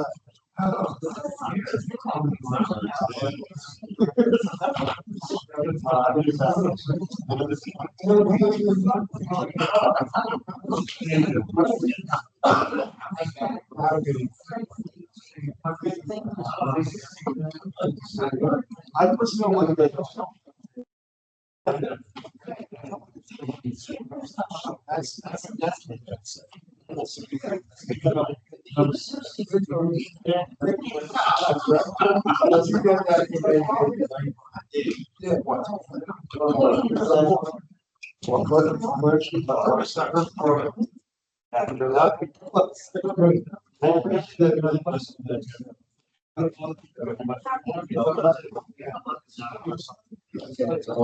Well, we'll see what. Yeah. Oh, yeah. Yeah. Yeah. I feel this. Thank you very much. Yeah. I could sit down and stop.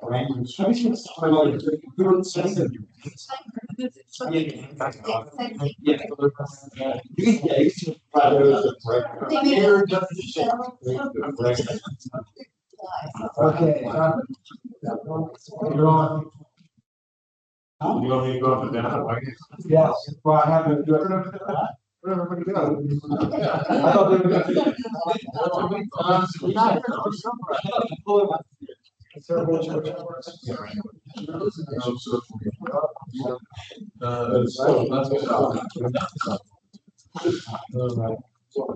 It's a little known fact, I was this close to representing the neighbors against that project.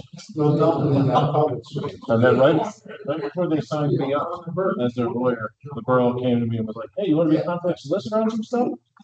I was like, all right. So, it's a great plan now. I think it looks wonderful. Is that the, it's under, are you trying to go to the regulation? Yes. Yep, right there. Oop, I think I touched it too, sorry. And then you can just open Yeah, on the right, right hand side. Yep. Not previous. Just start scroll there. down a little bit. Should be able to then just pan through each of those. Okay, you put them on one of these. Yep, just start.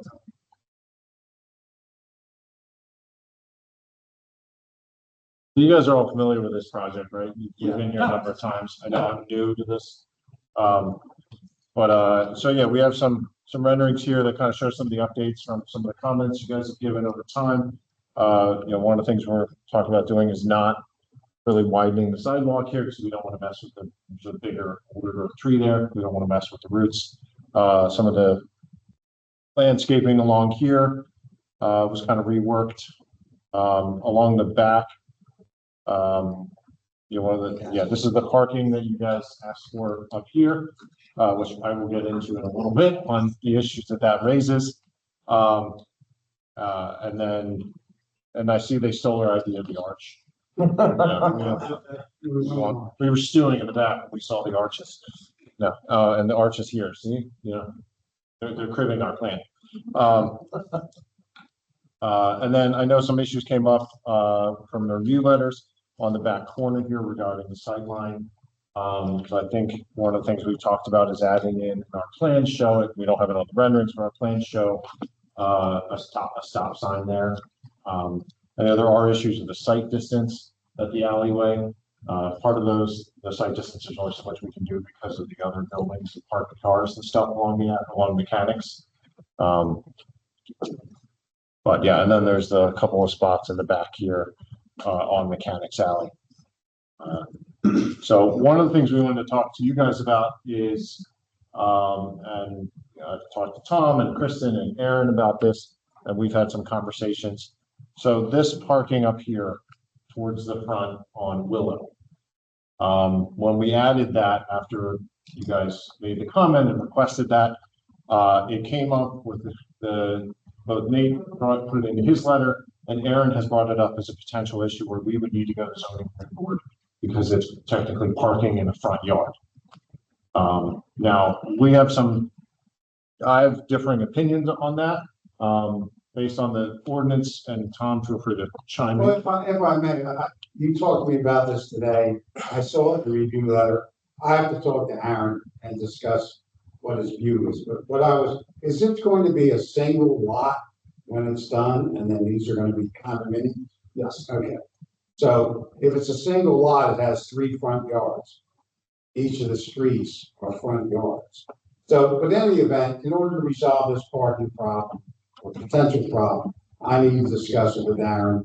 He needs to issue a zoning determination, and then you have to go from there. You have to go to the CHP. You have to go to the CHP. Yeah, and that's just what we're looking for, some clarification on that. I know Aaron's had some conversations with our guys about it, but we haven't seen anything in writing that definitely says this is absolutely what it is, and therefore then we know which way we gotta go. One of the things we would be potentially coming back to you guys and asking for is potentially a recommendation and or support when going to the ZHB, because we've done this essentially at the borough and the PC's behest. But really ultimately, if it is 3 front yards, there's nowhere we can put any parking without being technically in a front yard. So that might resolve if that is the definition and that's how it's determined, that might help us with the hardship issue. Otherwise, if it's just related to us putting a couple up here because you guys liked it better, that could make it difficult for us to prove hardship. I don't see the difference between this parking spot and this parking spot. Yeah. I mean, they're both off the same street, they're both in the same plane. All of a sudden, these two require a variance, and these are okay. I think the issue is that prior to us moving these parking spots here, nobody said anything to us about any of the parking being in front yards. But I think that triggered the movement of these up here is what triggered either the review, the looking at the definitions, the ordinance, et cetera, in such a way that it then came up on a review letter that this might be parking in a front yard. And so that's what, Tom's going to talk to Aaron about that, so then we can get some final determination one way or the other, so that we know, because that's going to affect our timeline. Sure. I mean, otherwise I think we'd be coming here saying, all right, next week, we would love to get a recommendation.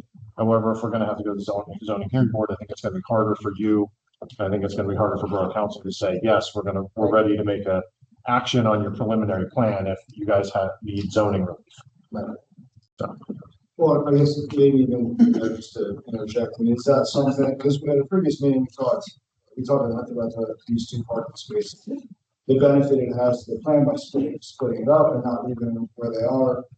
Is there a possibility, and certainly to consider, where the plan commission could reach a recommendation that's contingent upon having us relief, or maybe not even contingent upon, but in support of the parking areas? Because I think when we talked about it previously, the view was not to have 4 parking spaces where they currently sit on mechanics, but by splitting it up, you create more architectural interest. It's a better overall site design, But I think that would be something that we would look for support from the PC on, because it's so many good things.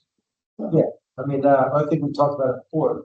The two properties immediately to the south had a dozen and a half cars, solid bituminous pavement on both properties. This is not the visual eyesore of neighbor. It's screened from walnut with the brick wall.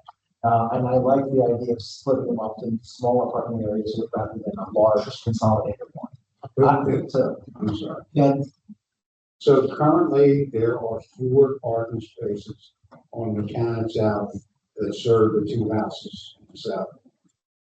And this plan now proposed to leave 2 there.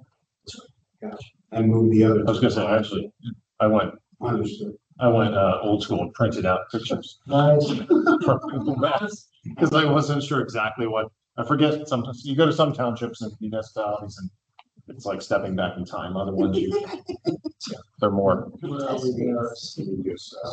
you look at the parking. Yeah, you're up in.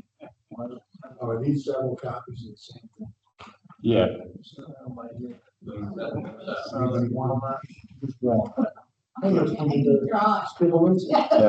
Go down.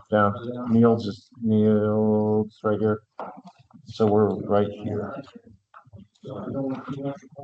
Yeah. I just looked at the sea of park. Yeah, if you go street view, you can, Well, this to me is the problem, not this, we have these spots right now. Presently, it's park.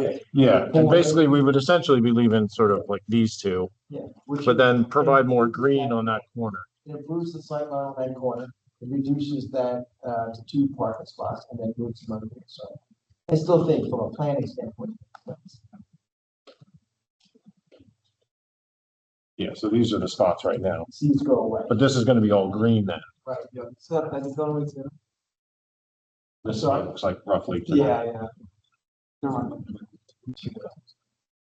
And then that wall's parking, the wall's coming across here. But folks, I mean, it's just a very difficult one to understand why it wouldn't be.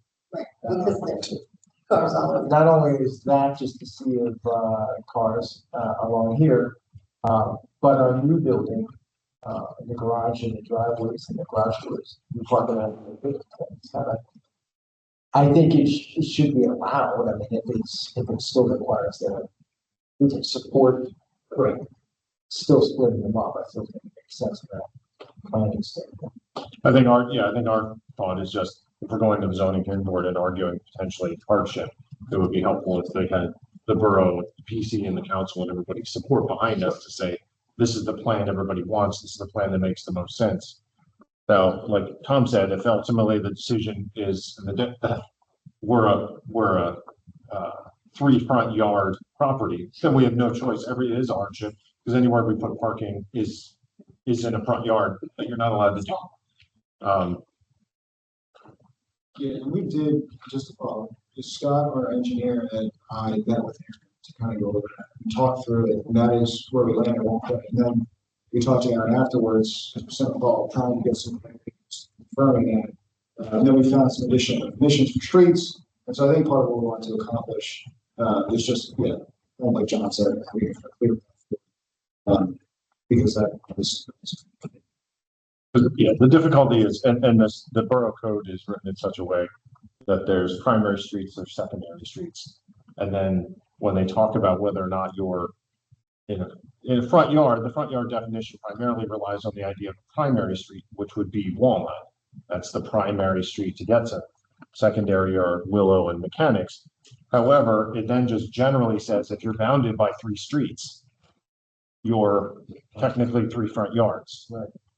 Now whether or not we're going to count Willow as a proper street, I would think it's more maybe one of the properties that's on Walnut and Yields as maybe a 3 front yard street, because it's two primary streets, as opposed to a little tiny alleyway. Because if you look at Willow, it's 1 car wide. Right. But that will ultimately be for our learned solicitor and the zoning officer to talk through and determine. But we just wanted to see, other than that, like that's the main thing for us right now. But if we wanted to put it in front of you, see if you had any other comments or issues or concerns with it. I like you guys, I like you guys added the little walkway between renderings. The walkway between the alley and, or the parking and the little plaza area.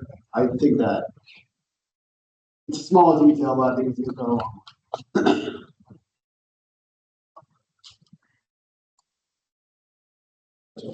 And did you guys add a fence to the front, to the GM1? Before? Oh, the wall was there. The wall is there, and the primary changes honestly, to your point, Quentin, are against the, just back. It's an interesting property, because like you clarify what's the front, what's the back. Along the back side, we have a wall of arborvitae, with the planting details, with shade tree permission. But we also have these kind of little miniature courtyard areas for each unit. That was something that was really important in any modifications doing this kind of outdoors. Yeah, on this. We anchor each end with a continuation of brick. And I think Thomas or someone recommended kind of a different material for back there, whether it's pea gravel, whether it's a decomposed granite. We talked about shade tree commission, and our landscape architects. But other than that, it's really, there's really the comments we got were very minor. We made some architectural modifications with the recessed garage. Thomas wanted like 25 feet recessed, it's far. But yeah, it's this rendering plan addressed all those comments. Yeah, we did with the submission, we submitted response letters. And really most everything is well compliant. Or we tweaked the plan and made the changes to address it. So there's really nothing else that's major outstanding except for potentially having to get zoning. There's shutters we tried there. You can only show a real shutter in so many ways. You can't, in this, you're not gonna. Yeah, but they will be real shutters with the Can you correct. give me a good shutter? Oh, It'll make the I'm assuming double hung as well. I'm not sure the other things are, but Yeah. yeah, you might want to look at, I mean, just like that previous rendering had, you might want to look at that, the color of that material, to see like recesses, it pops and it only exaggerates the fact that it's a single plane of brick, and I think if you want to think kind of three-dimensionally, and let's just pretend that brick turns back, so if we can do something that feels like it's a real material. Look at it, stick them, right? This is real brick, Brick near, but solid. but 4 inch. Yes. Very good. Not as what Mike Pro used to call lick 'em and stick 'em, like little thin Yeah. things. Just The thin brick. yeah. Things. Yeah. I like lick 'em and stick 'em better. It happens. Yeah, all right. So I guess the bottom line is we would support the argument to split those up.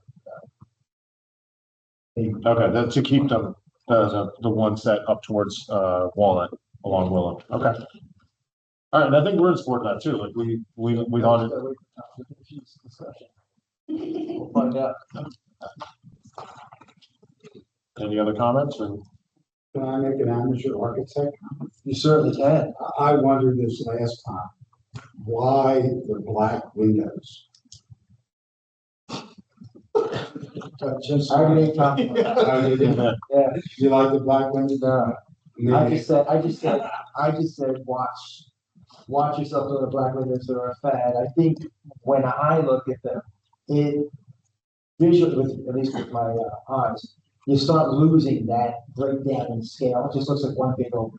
And I think when you have any color in there, you start, and especially with simulated black lights where you kind of break up that scale, it starts feeling a little more consistent with the story.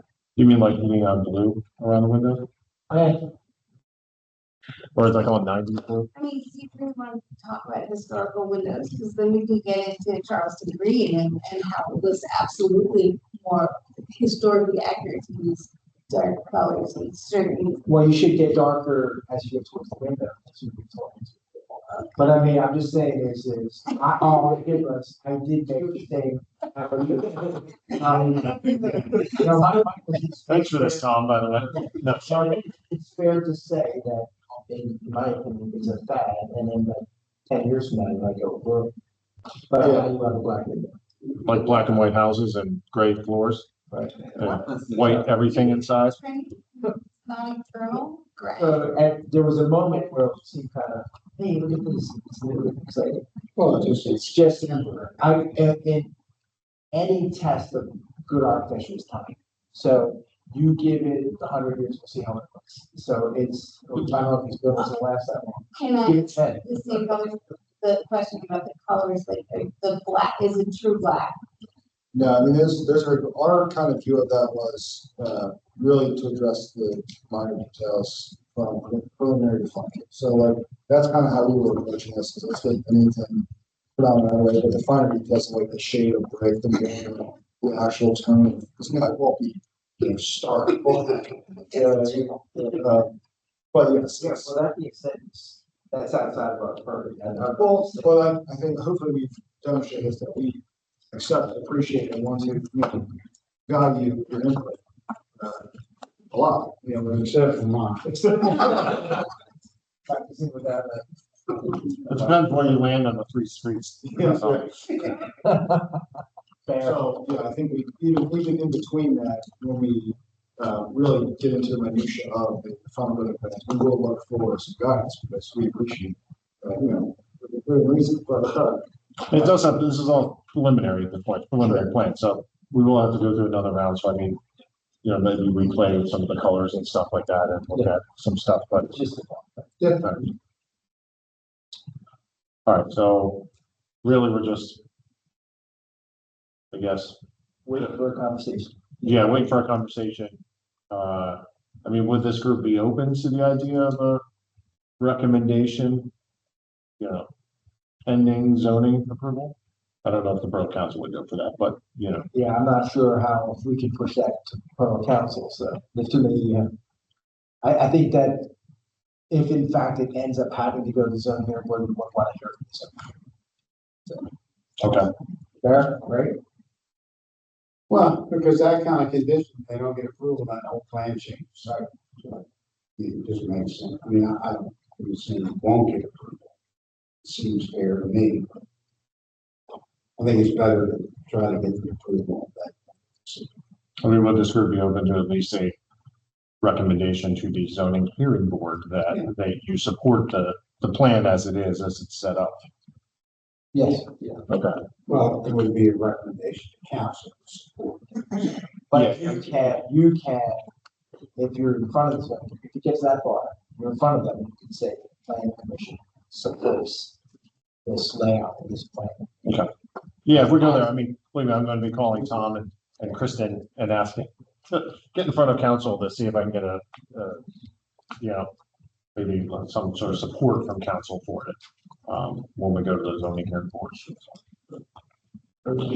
I just feel like this is a project where the shutters are too small, the windows are the wrong color, the front yard isn't really a front yard, and you gotta just take a look at the whole thing. It's attempting to fit into the aesthetic of the borough, appealing to younger, more contemporary crowd, perhaps, with some of these features, but it's a great plan. And ultimately, we have so many plans that are just really awful. And they do, they're by right. So I feel like this is one where we need to speak up and say, this is good. This is really good the way this is going to contribute to the borough. And we're seeing the big picture. And, this is something that we as a borough should support. Somebody record that. So It is. it's recorded. So I can play it to the zoning hearing board. It's recorded. Okay. It's a beautiful building. Typically, with the alley is the back. Long alley is on. It is unique. any comment? I guess I'm not the one calling for public comment, but while we're here. Anything else? Steve, anything? No, I have to, about the orientation. I'm happy. So happy? We're all happy. She looks at the bar. All right, very good. This is fine. That was fast. We're pretty out. You gonna live our, Yeah, guy that we got that? yeah. Oh, good. You're good. Thank you. Oh. Let you go. Try to- Thank you very much. Thanks a lot. Thank you. Did you send the images in? Is it out this week? Or I'm assuming, do we know? Aaron's out this week, when he's out? Well, so we can. But it's work. We should just show up at the office tomorrow and just get the things done. Hey, that's a great idea. Thank you. Thank you. Big us. Thank you. Thanks for your patience. We gotta make the, flat back. Yeah, thank you. Yeah, my tax bills. So one now? Now it's from zero. That was, Did we get? Ladies, your time, Kim. was it now again? I know it was. Okay. We're gonna skip right through, the other planning commission stuff. We're gonna go into new business. Matt Mason's here. And Matt is, looking at his property on, actually, I'll put it in here. 339 West Gate.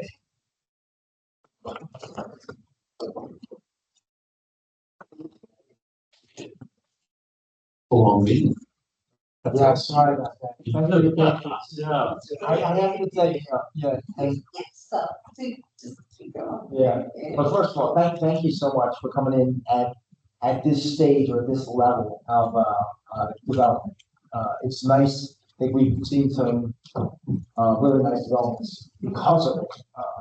But just coming in at a sketch plan level and discussing potentials. Yeah, no problem.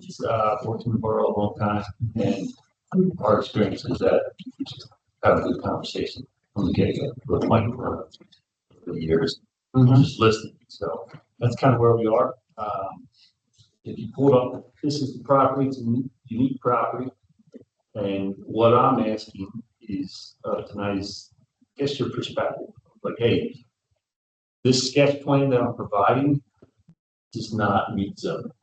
It does, and there's, I was kind of directed in this direction because of the future initiative of the borough and what the goals you're trying to accomplish. I have a plan up here, which is an approved subdivision to take a single lot, break it in two, put two standard townhouses, which are brick, which play off of the cornice work of the surrounding buildings. At the end of the day, it's like, is this really worth it? Is this really giving back enough to the borough? Two more townhouses, and you have to abide by the new zoning, which currently the building has, the lot has 3 structures on it, which are built to the lot line. But by going through the zoning and land development, I had to bring everything in, so it's kind of like lose out an opportunity to better develop the property. So I met with another architect, and he suggested looking at the property zoomed out from a different view. Hey, what if you put 6 different units on there? And we got parking for a few of the units, but not all of the units. But this is the original site plan right here, as is, as it sits. So there's 2 massive block buildings in the back on the alleyway, and then there is a unique brick structure in the front, right there. And yeah, just seeing if going down the So rather development. than just put a twin up there, Yeah. which by the way, is nicely done. So, taking a look at other options was to get some units on. Yes, so this is what we're proposing. So this is 6 units. And the way that this is kind of broken up, it allows some flow in the property. It's designed to give parking back. So each unit let's see. 2, 3, 6, right, so each unit has one parking, and, that's where it kind of breaks in. And it also breaks the rules, the fact that it's, the property in the top left is almost built on a lot. So before chasing this down any further, wanted to see if the planning commission would be open to a plan like this, or is it just not in the borough's interest? And this is different, this is a whole different set of, this is a different sketch from plan of one story senior housing, which is a different option. So, I mean, I think, while we're open to best development for the borough of Long, really, and one of the things that we've run short on, and I think what this is trying to address, is more attainable product. So if you put that townhouse on there, and you have two of them, it's gonna run at a certain dollar, a certain square footage in that neighborhood. And what we're saying here is, I'm just gonna use this one as an example. If you're looking at smaller attainable units for single older individuals, that are affordable, allows them to stay within the borough, is really what is kind of being proposed. So, yeah, there's, much better, but so I kind of know,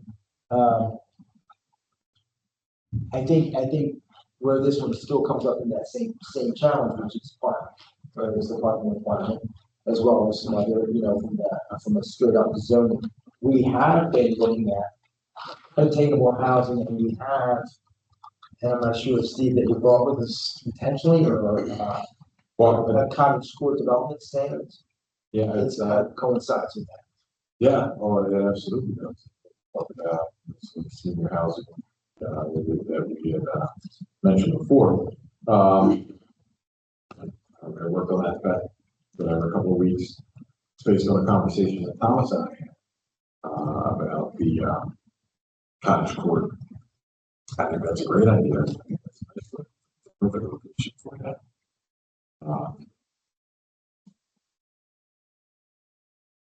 And I think some of the examples, I don't know if, that one on Warren, that little development there, they put parking in off the alley. I was just looking at this, oops. I was just trying to figure out whether if you tuck these two around and made a U-shape, whether you can clear enough dimension to park along that back alley, just one car in anyway. What is the width of this lot, Matt? 108 by 68. 108.35, something like that. So 10. It's like 10 spots. Then. 6.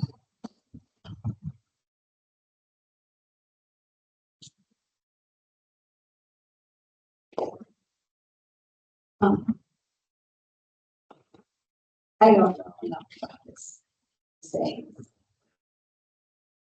I know the Quaker block that has senior housing has a different zoning standard, and it's about housing for retirement age people. And there are different rules involved, and I don't know what the parking requirements are there. I also know that the people who live there, most of them do not have cars.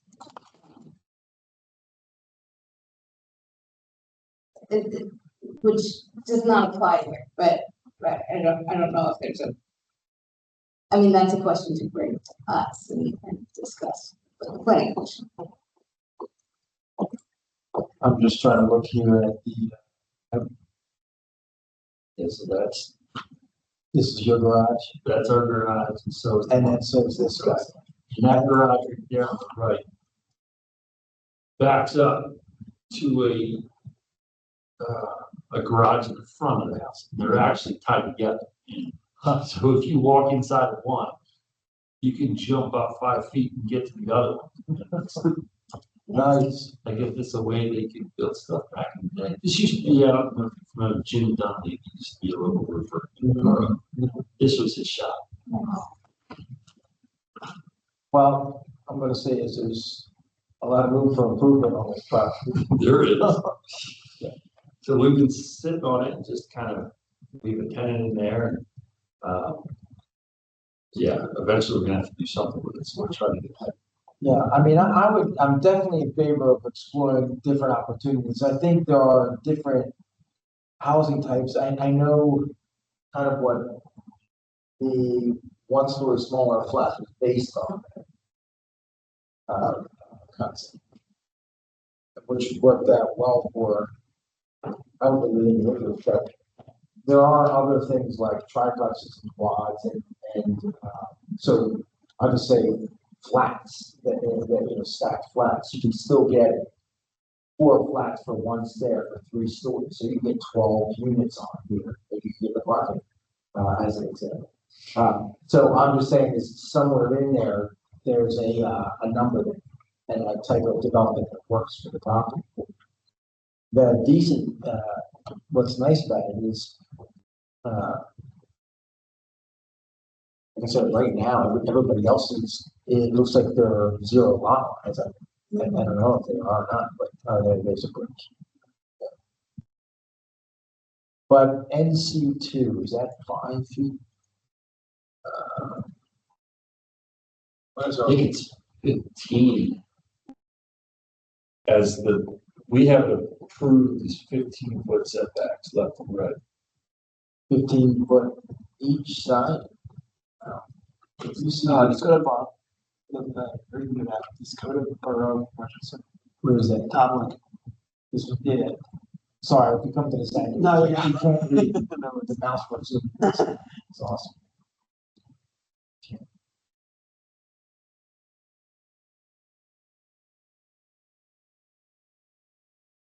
Might be 15 and 10.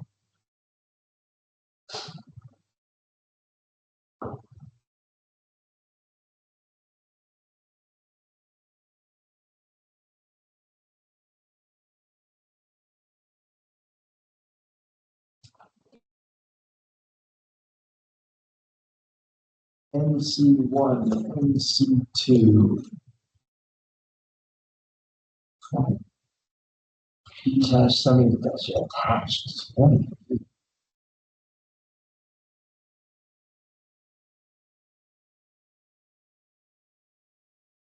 So side yard minimum, existing, adjacent, or a 10-foot minimum. This is that one that Matt Cloud was cleaning. Well, yeah, and I'm not sure whether this was changed. That's what I'm thinking it was, but. Because this might, I've caught up with the most recent amendments. This is not. Yeah. But I don't know if that was actually enacted about the change. I don't know. We were trying to increase get in the town center to 0 lot, and then outside of that, this had this match this existing adjacent was one that you could kind of match the adjacent properties that's on the property line 5 feet, but it did say 10 feet. So that would. Yeah, I think that's where we got us, because if you look at the other houses, I think some of them were either 10, 15, and going by this, we ended up where we ended up with the approved subdivision. If you actually zoom out and look at the entire block, half the block is town center. Right. The other half of the block is not. Yeah. So we're right on that line. That gets cut off by the master baker. Right on the right. So when you look at the zoning map and the one on an angle, that's town center, which completely changes what you can and cannot do. Obviously, there's no. So the master baker is in the town center. Yeah. And so is, I think that building right to the right of our So it's only jogs halfway through the block.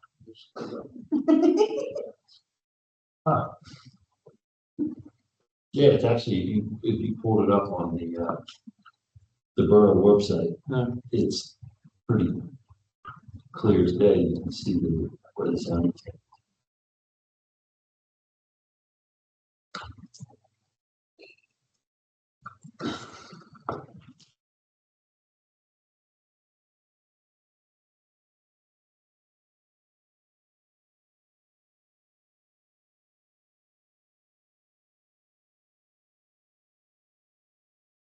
339, let's get.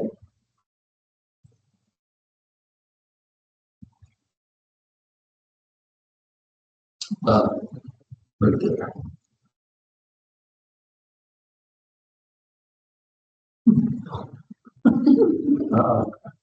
Go down and say, And your social security number? I go, it's credit cards attached to this. I just bought something. This is nonsense. Well, right. I have the zoning.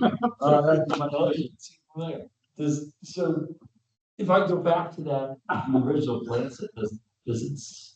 You got the interactive one, get the non-interactive one, it's just a map. You got it? This one? I think it's right this down there under Chester County, right there. Boom. There you go. It's so good. That one must have better eyes.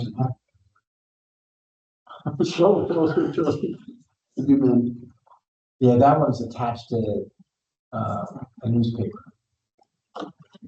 Well, I'll just send them, hold this up. That would be great. I don't know, doesn't matter. All right, there, good deal. Yeah. Oh. I thought they have no services. We should go down. On one of the. Go to the top, go to the right, top right, data and map services. So is the new map option there?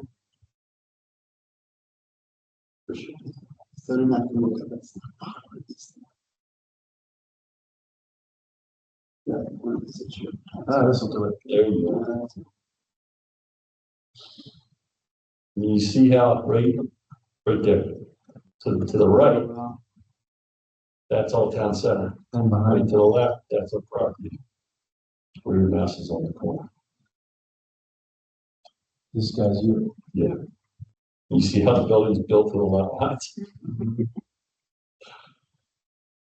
So when we redid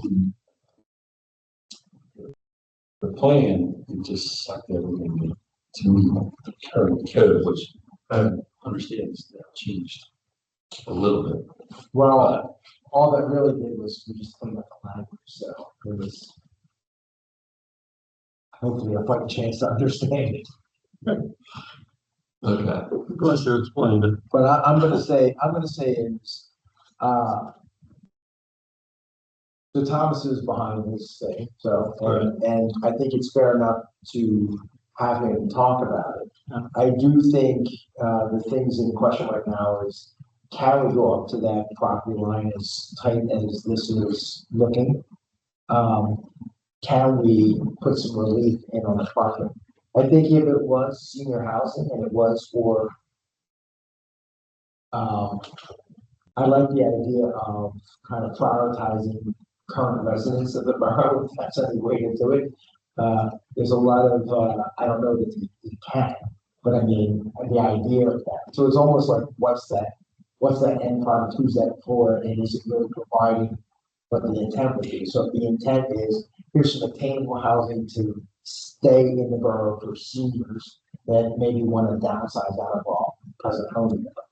I kind of get that. And if you can allow them either they're no longer driving or maybe so instead of having 2 cars for maybe 1 or maybe 1 or 2 or something, having some sort of compromise in, I think that's worth looking at if we can in fact provide that. It's not a tax credit development, or it's not a affordable housing, it's a attainable housing. Take a look at it. So is your thought there to remain a market rate for sale, or is it renting, or what's your thoughts?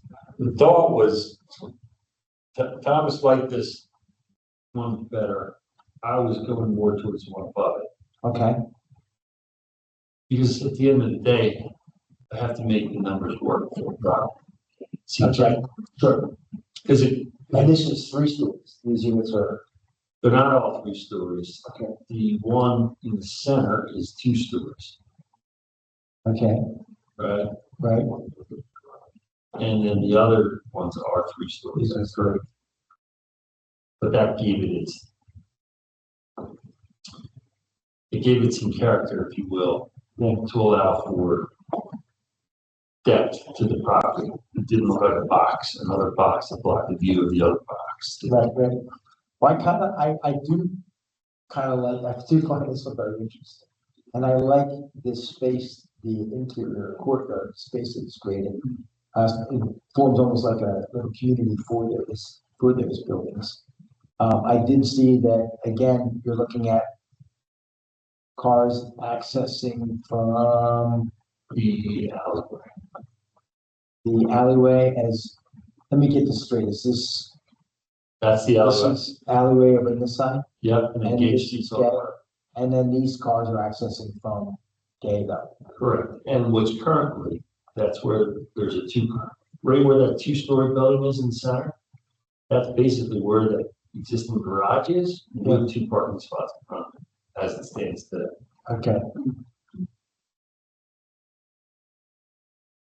He overlaid it on top of the existing plan, but it's not easy to read through it.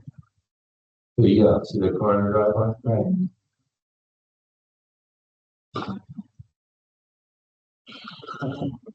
There's a 2-car garage there, well, it's a 1.5.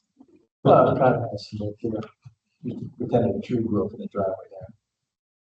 So it's kind of, keeping this curb cut. Exactly. Is one. Yep. It's an interesting one. And then you can at least go with 2 and 3 stories there. And the assumption there was 1 car per unit. Mm-hmm. Yes, that would be the other thing. Sure.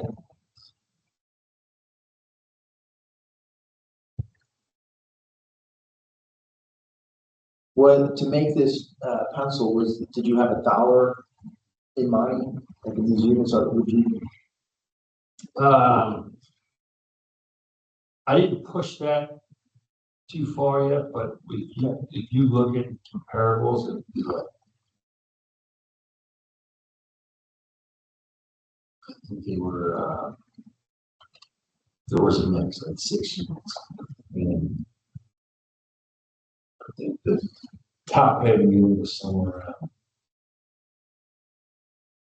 between 600 and 700, which they were barely pencil.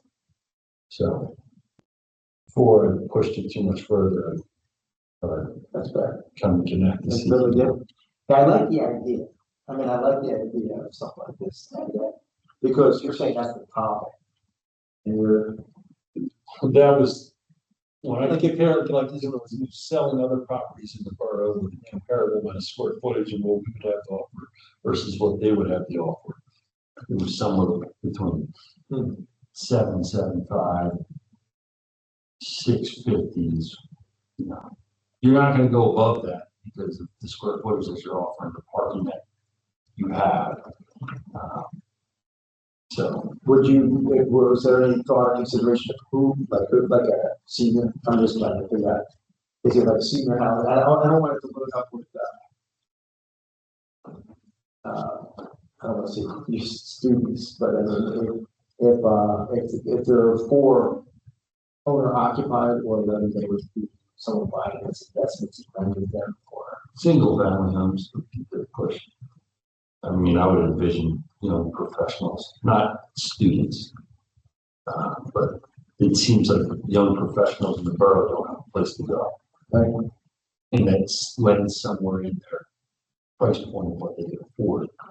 If you look at like the houses that were built where the other before, we were selling for between 650 and 950, and most of the people in there are 5, 6, 7 years out of college, somewhere in that ballpark.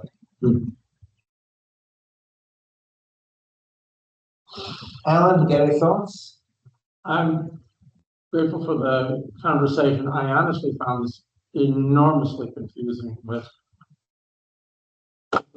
existing, I get, but then there were at least 3 plans here, and I was trying to connect dots, and I think there's 3 plans here. Let me see if I can help. He had originally proposed a very straightforward, simple, they could put a pair of twins here. Right?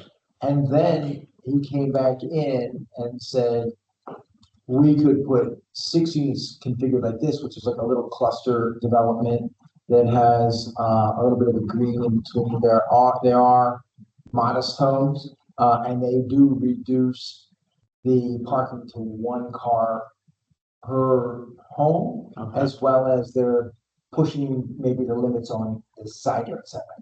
The second concept, for that was potentially, uh, uh, senior homes, which are flats, and they're accessible, and there's So three. this is one story? This is one story, and there's 6 units though. And So if I- there'd be like a parkway in the, like a. Correct. Do you know, we've seen this example before, I think it's a guy, let's see, let's get it. Yeah.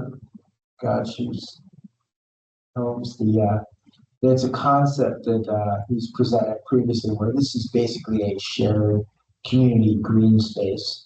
And the homes access off that beautiful beautiful court and beautiful concept. I think where this one is a tougher ask is there's no parking.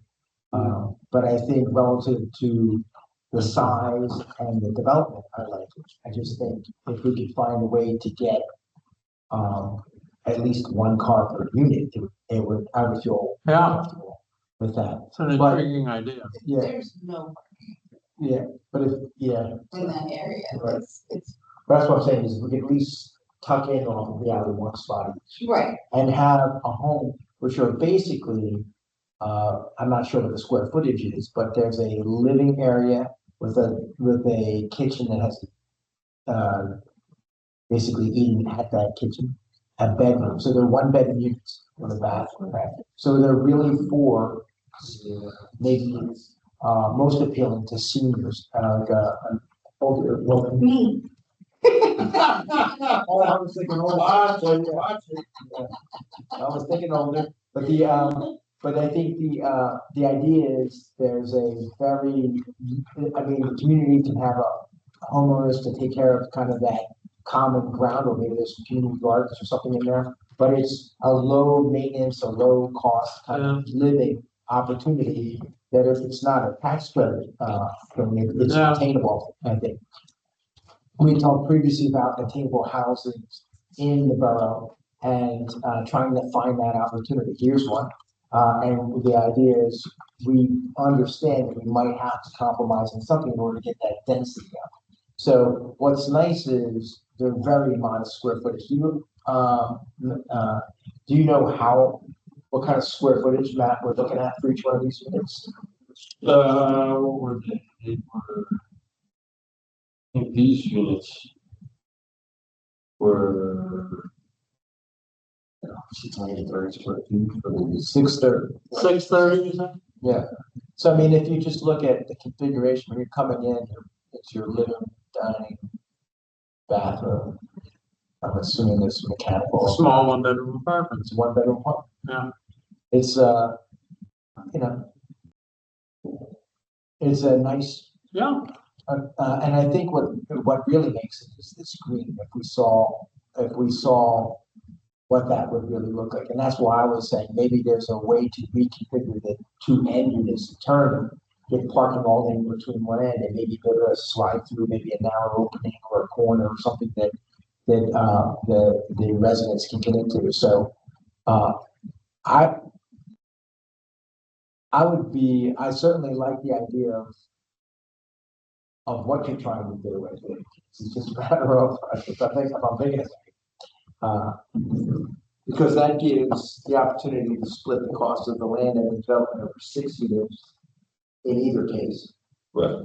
And I think as opposed to just 2 years. Correct. So I think, in that way, I think it does that.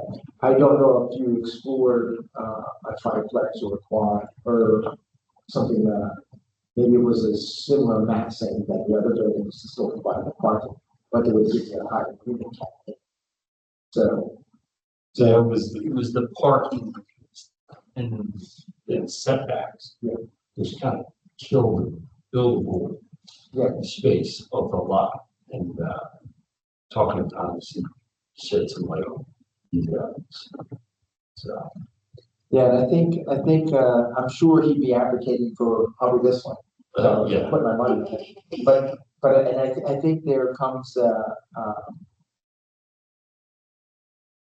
I personally am not opposed to the idea of looking at it farther, especially, I think it's more fair to give Thomas an opportunity to speak on it. But I think trying to find that balance where you can offer something that's more attainable to people. It is tough, because if it's the lowest dollar in there, it would be good if they don't win quickly. But it's also trying to make sure that it's the person that needs that, that we're trying to, I mean, I don't want it to be like, but somebody come in and buy three of them and hand them out. That's not who we're trying. That would be, my goal would be is if we found people that lived in the boroughs that were like, I'd like to stay in the borough, this house is too much for me to maintain, I'd like to step away from it, I have nowhere to go, I want to stay in the community.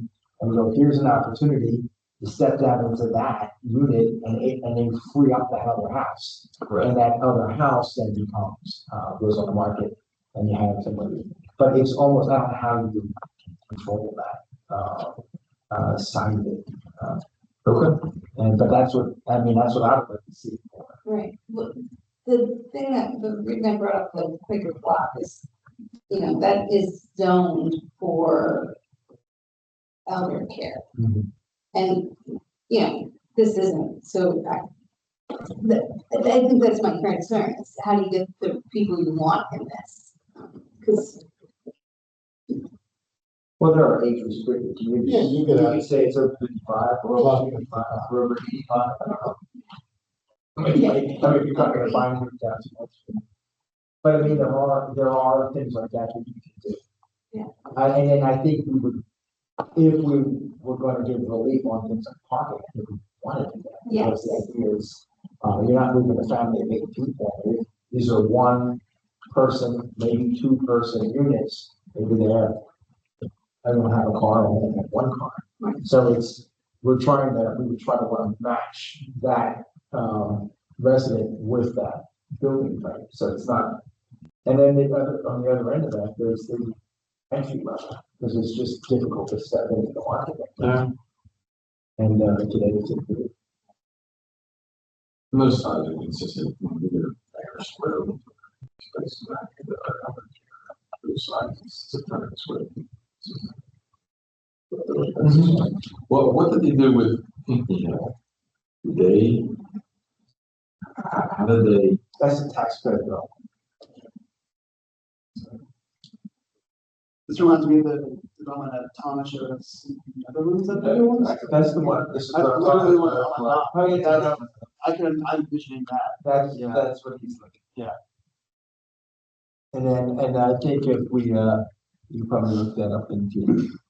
I don't know. Yeah, Gudge. How do you pronounce it? Gudge. I wonder if it's probably good.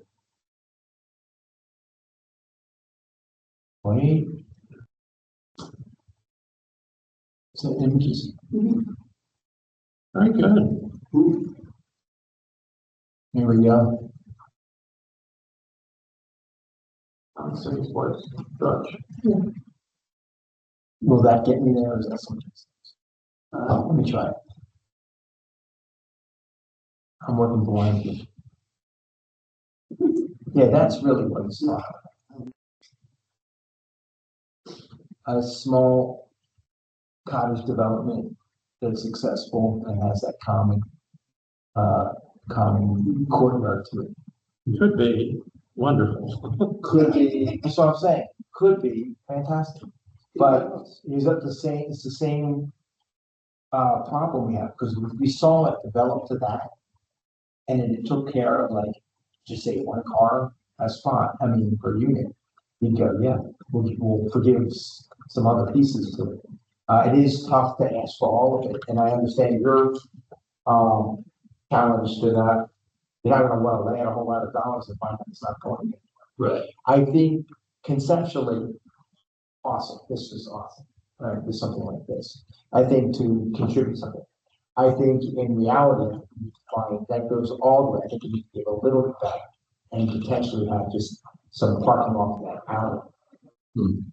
I think we gotta find a way to park up that alley, maybe look at, maybe it's closed, maybe it's a U shape or a closed end or something with these units that we can maybe sneak through with fund, right? But that can kind of still be, so I think that one, the other one I still think could work. I think, it's fair enough to say there's already a curb cut one day, and I think we make those part on the back, so I think either one could be pursued. Just, I don't know, if it was that and you had that, you'd be like, what do you think, Alan, right? Right, Alan would be, as soon as he gets, as soon as he gets to retirement. Okay, fair enough. Quinn, do you have any comments? No, I like the granny flat. You like this guy? Yeah, yeah. Okay, Steve? I think continue to work with Thomas and see. Well, is he gonna be back next week? If you wanna come back next week, if you don't mind, we can put you earlier on the schedule. I walked in that crowd, it was. No, it's great. No, good. Keep going. Okay, all right, fair enough. Darryl, Joanne, anything? I know, there's a sign. That's a tough problem. What's that? It's tough. Yes, it's very weird. It's tough.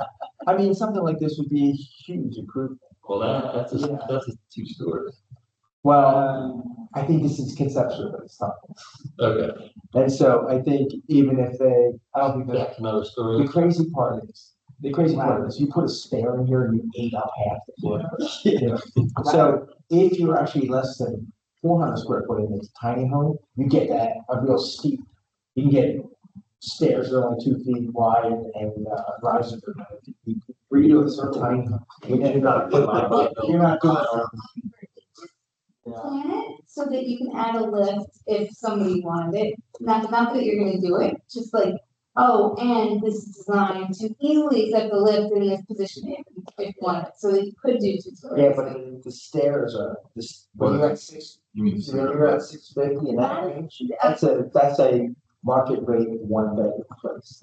So you would need a real stair. But if they put a real stair in, you're selling a house, here's your house. And I'm saying build them 2 stories with real stairs. But when you build the stair, already have the plan where the lift is, because that's half the battle when you're doing the aging stuff is, oh, well, this garage can't accept, not a stair lift like the things up the wall. They're like elevators that are, that don't need the. We can make them a 3-foot. Yeah, they're very small, and if you just plan a little bit ahead and draw that up, that this is an option if you need it, if you want it, and include it when you're selling it, I'm gonna help you sell it. Then you build it with 2 stories, you can sell it at a high price, and I'm moving it if you give me 1 parking spot. Yeah, but right, that's still a thing, right? And I don't disagree, but I think there's room there to look at, maybe see if we can't push that. And I think a little up like this and a little in off the alley, maybe we can make them work a little bit better. Okay. But I think it would be worth asking Thomas to put it on the sketch together for you. Okay. I just did, I think, pretty sure. All right, great. Thank you. Appreciate your time. It was more exploratory. See Yeah, what you but guys I thought. do appreciate you hanging in there for us. No problem. The crowd. That actually was pretty smooth for how many people were. Yeah, we've Look, you have to navigate that quite well. Start with the favorite part. So you said there. Okay, we have one last one, which is the vape shop draft ordinance. All right, now, Lisa. Thank you, guys. Hopefully, maybe we'll see you next. All right. Thank you. Was the vape shop, draft ordinance. Lisa was part of, putting that together. Let me see if I can still have. Well, what it does, it defines tobacco store, vape shop. Well, it doesn't, it goes to tobacco store. It allows it by conditional use in the town center and CSLI. And it imposes, separation distances. They have to be at least 500 feet apart. They can't be within 500 feet of the school or school bus stop. Okay. So it's an attempt to regulate that. So, Oh, religious too, right? Religious Yes. institutions, schools and religious institutions. correct. Yeah. Can I ask, just, how does this apply to existing shops? They would just become non-conforming. Okay. So, yeah, was it the cow or left the barn? the Yeah. horse. That's typically what we do around here. And that's not a criticism, that's just, Yeah. that's how things Directly. roll. Yeah. Okay. So I think we would want to make a motion on this next week, so if we can just review and make sure. I know there's been multiple conversations over. And I think if Lisa was here, she would want to step in and just give her perspective, so. But, so if we can review this and make sure, probably next week, we'll probably make a motion. To move it along to back up to Borough Council, should be okay, so. Very good. All right. Anything else? I did prepare an intersection proposal. We don't have to do it tonight. And I didn't do the town center one, so I don't know if I'll get that done this week, but maybe if I try, yeah. if All right, very good. I'm fine. I like what you did. Did you like it? Very fancy. We'll talk about it later. Nice. Really, really nice. Okay, well, thank you very much, everybody. Thank you. Nice. My phone's on. Sash. It was 2.5 times. You don't know which it is. Sorry.